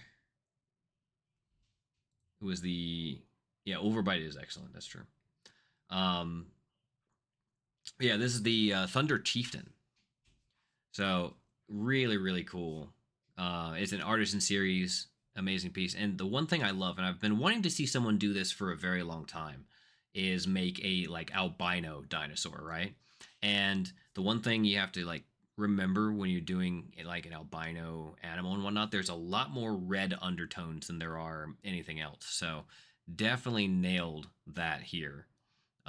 Absolutely love the albinosaur, yeah. The albinosaur um is absolutely fantastic. Really, really well done. Such a nice sculpt too. I absolutely love it. So congrats, Longbeard Miniatures, on getting a runner up.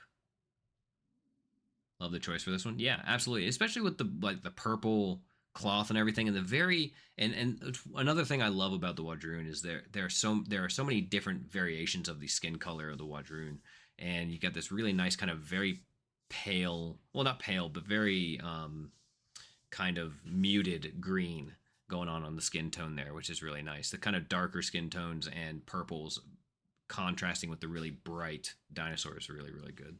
Excellent color choices for sure. Then the Imperium of War as a runner-up, a massive conversion kit bash, I guess, of the amazing Dwagome War Machine. I am absolutely love this. It's one that I would like to do, but this Stone Forged is intense. Is I think is what we could call this. Got a lot of the gore effects in there, and honestly, you can see like the blood splatters all over it. This guy has been ripping through what looks to be a Spire's abomination. Just ripped it right in half, or ripped its head off. A dwarf needs a seatbelt. That's true. But this Stoneforge is going absolutely ham against some spires, clearly, as it's just covered in a good bit of gore there. But even outside of the really intense and awesome gore effects, you have these really nice like shines of this turquoise and purple and blues that are shining through, which is really, really cool. As well as you obviously have like the gold trims and things around as well. So really intense. But I love to see people taking the already awesome sculpts of Conquest and turning them into these things that tell these stories. I'm a huge proponent of doing like dioramas and stuff. I'm going to be working on some more Conquest ones here soon, so make sure you follow along. But I love seeing people telling stories with these miniatures, and if this doesn't tell a story, I don't know what will. But super well done. Congrats on the runner-up spot, Imperium of War. Next up is, oh, what do you know? It's Skypiercer Yendak from MRK Painting. Really, really excellent piece. Definitely has with the turquoises and whatnot. Yeah, it's very, very lovely colors on this. And very, very smooth blends for the skin tones and things too, which is really nice. But definitely gives me this like Poseidon vibe. With the, hey, Muadank, welcome in. Yeah, we are just getting ready to wrap up here pretty soon. We're doing the final Colors of Conquest. Runners up and winner for the month of November. So, but some excellent non-metallic golds in here, especially with the gauntlet and everything. And you can even still see in the turban there's a bit of that shine from the power that is emanating from the gauntlet in his hands.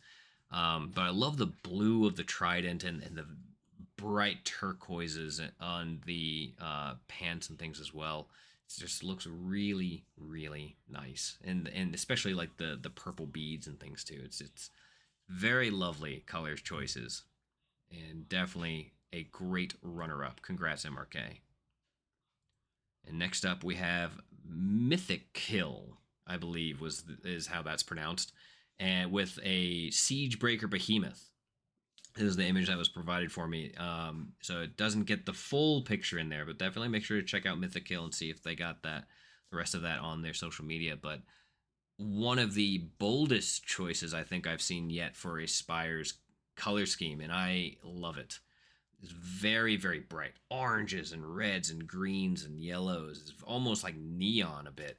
Kind of gives me like early 90s vibes of like if you ever went to if you were around at the time, if you ever went to like a skating rink or whatnot, these colors were all over the place in the carpets, on the walls and whatnot when they would throw on a black light and just, have a big skate party.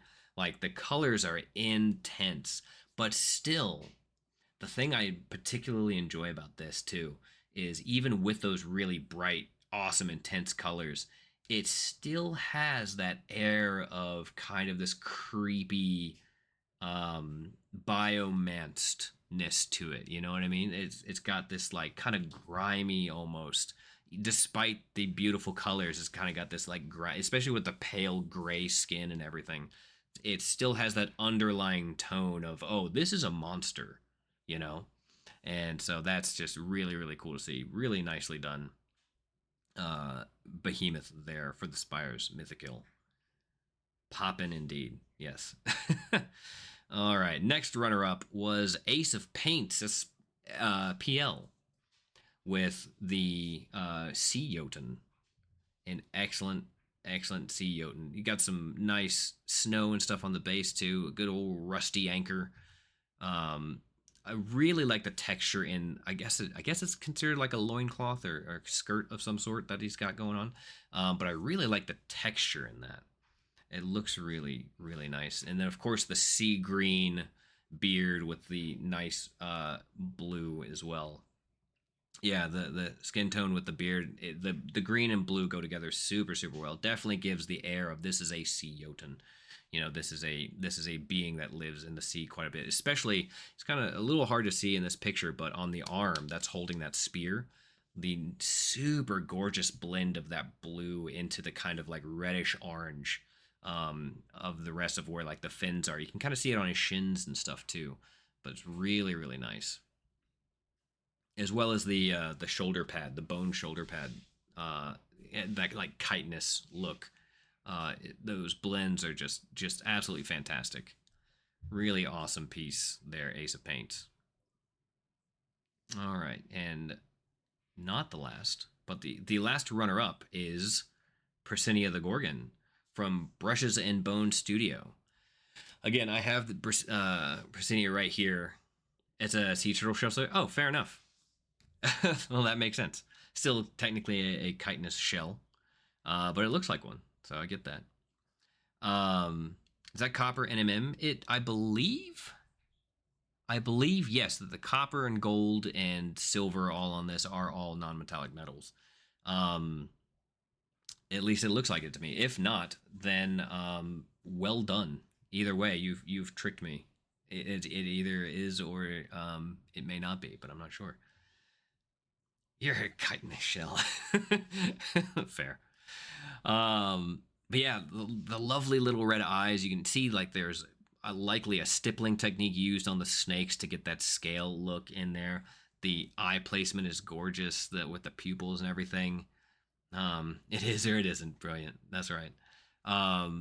But it definitely looks to me like this is non-metallic metals, and well done too. The skin tone and stuff all looks very well, very, very nice. And honestly, it looks extremely close to the official artwork, which is always cool to see. And especially too, like holding one in person now, like those details are tiny, very, very tiny. So it's really impressive work. So congrats on the runner-up, Brushes and Bone. But now it is time for the final reveal for who is the winner of the November Colors of Conquest. And for that, we have Pixel Brush Studios with a absolutely phenomenal Talos. This thing is absolutely intense. I actually painted with Pixel Brush Studio virtually for the Thunder Riders Challenge last year. It was a ton of fun, and every piece that Pixel Brush is just absolutely phenomenal. I believe that he entered the painting competition at Adepticon. I could be wrong. But yeah, no, this is absolutely wonderful. The nice kind of purples going through into the head and the skin tones. You can even see in his bicep there the veins that are painted in, as well as just like the gold metallic metal, non-metallic metals that are all over it, as well as the silver. There's this underlying kind of purplish tone to a lot of it, which really makes a nice atmospheric connection to the entire piece. It just looks absolutely gorgeous. I'm huge fan of anytime I see Pixel Brush's Conquest stuff. It always just leaves me in awe of how awesome it is. So absolutely well deserved. Pixel Brush Studio, congratulations! You get your you've won the month. Everybody here who's been mentioned so far gets a discount code from the Parabellum team on the shop, and Pixel Brush Studio winning gets the gift card. So congrats on that, and well done. And again, folks, if you have not done Colors of Conquest, if you've been painting up some Conquest stuff, please make sure tag the Parabellum folks online when you post your picture.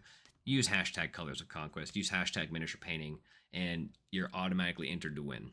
So it literally makes it is either way, you're walking away with a cool miniature. Might as well, if you're gonna be, especially if you're gonna be posting online, may as well give it a go. Is Colors monthly or quarterly? It is monthly. Again, this is a monthly pull. Every month, we do the monthly Colors of Conquest stream where we paint some Conquest stuff for everybody, and then we also announce the winner of last month. So even though we are in December, this is last month's for November's Colors of Conquest winner. So you still have time to enter in for December. So don't forget to enter that, and we will see who the winners are for next month. So that is fantastic, isn't it, TCAT? It's gorgeous. Again, make sure you follow everybody on social media as well and support these amazing artists, especially when they're painting Conquest. So again, as a recap, the winner is Pixel Brush Studios. Make sure to find him online on socials. Brushes and Bone Studio as well. And then we had Ace of Paints SPL, or Ace of Paint SPL, or Paints PL. Then Mythikill. Then MRK Painting. Then Imperium of War. Longbeard Miniatures. Overbite Miniatures. Robert Cantrell. Shinjo Jordan. Congrats to all you folks for being in the top 10 of Colors of Conquest for last month. So, all right. So, really quick, such an awesome showcase. It really is. They did a fantastic job this year, or this month, and there is still time for December. So I'm really excited to see what people are working on for this month as well. For this piece, for Yendak, obviously we didn't get him finished today, but we are getting close. I'm going to try to get him worked up over the weekend and see if we can get him finished and get some pictures out there for everybody. So I appreciate everybody coming along for checking out this interesting style of trying to copy the artwork a little bit with those funky effects and all. Yeah, we're going to just take a look real quick and see if anyone else is painting Conquest at the moment. And if not, that's totally fine.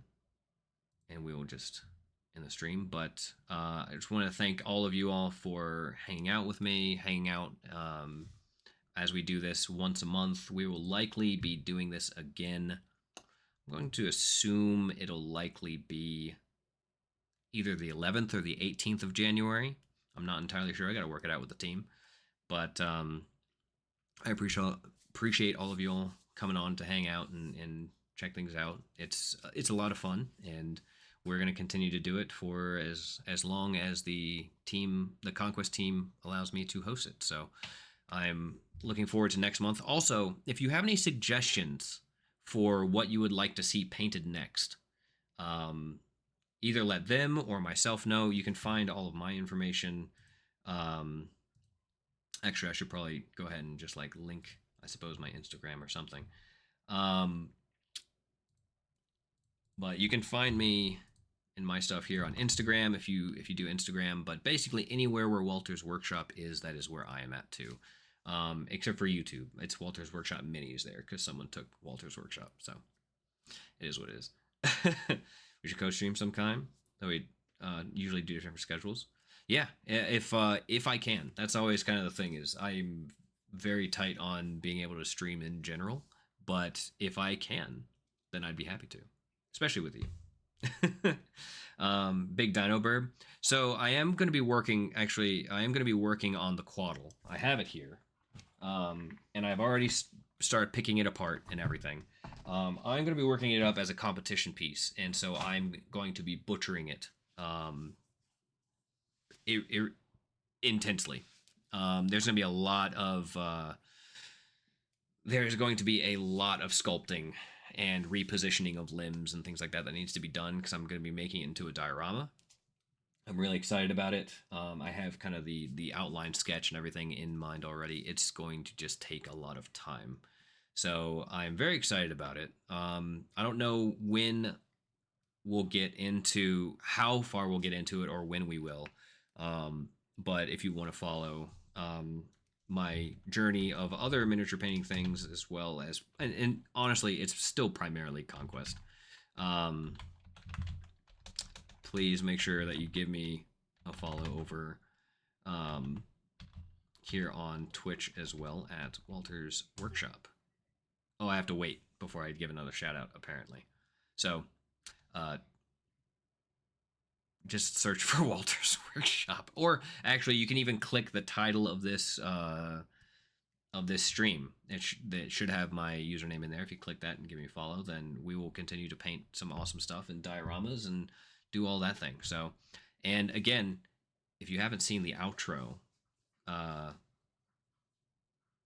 thanks, Ramius. I guess the Twitch doesn't allow the shout out, but is perfectly fine for the link, which is odd.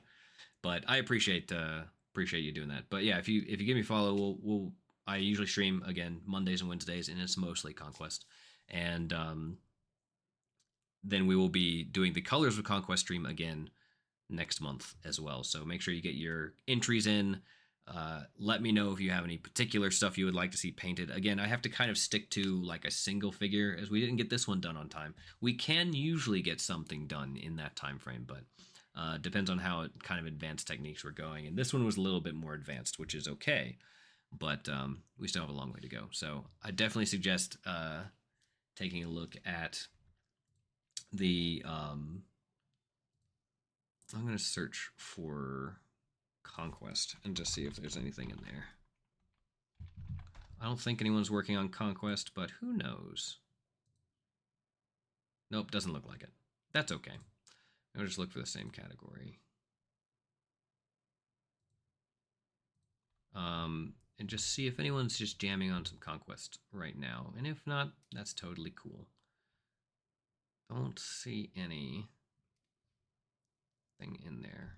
One day I'll be able to jump in. Someone doing Conquest.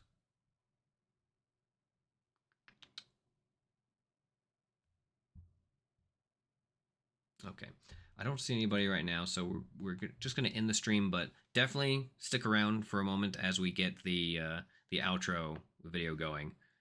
Let me start that. But I appreciate all of you guys for sticking around and hanging out with me as we paint on this Saturday, and I can't wait for the next one. So I hope you all have an excellent weekend and happy holidays if I don't see you or speak to you beforehand. And we will see you next month. So keep on painting.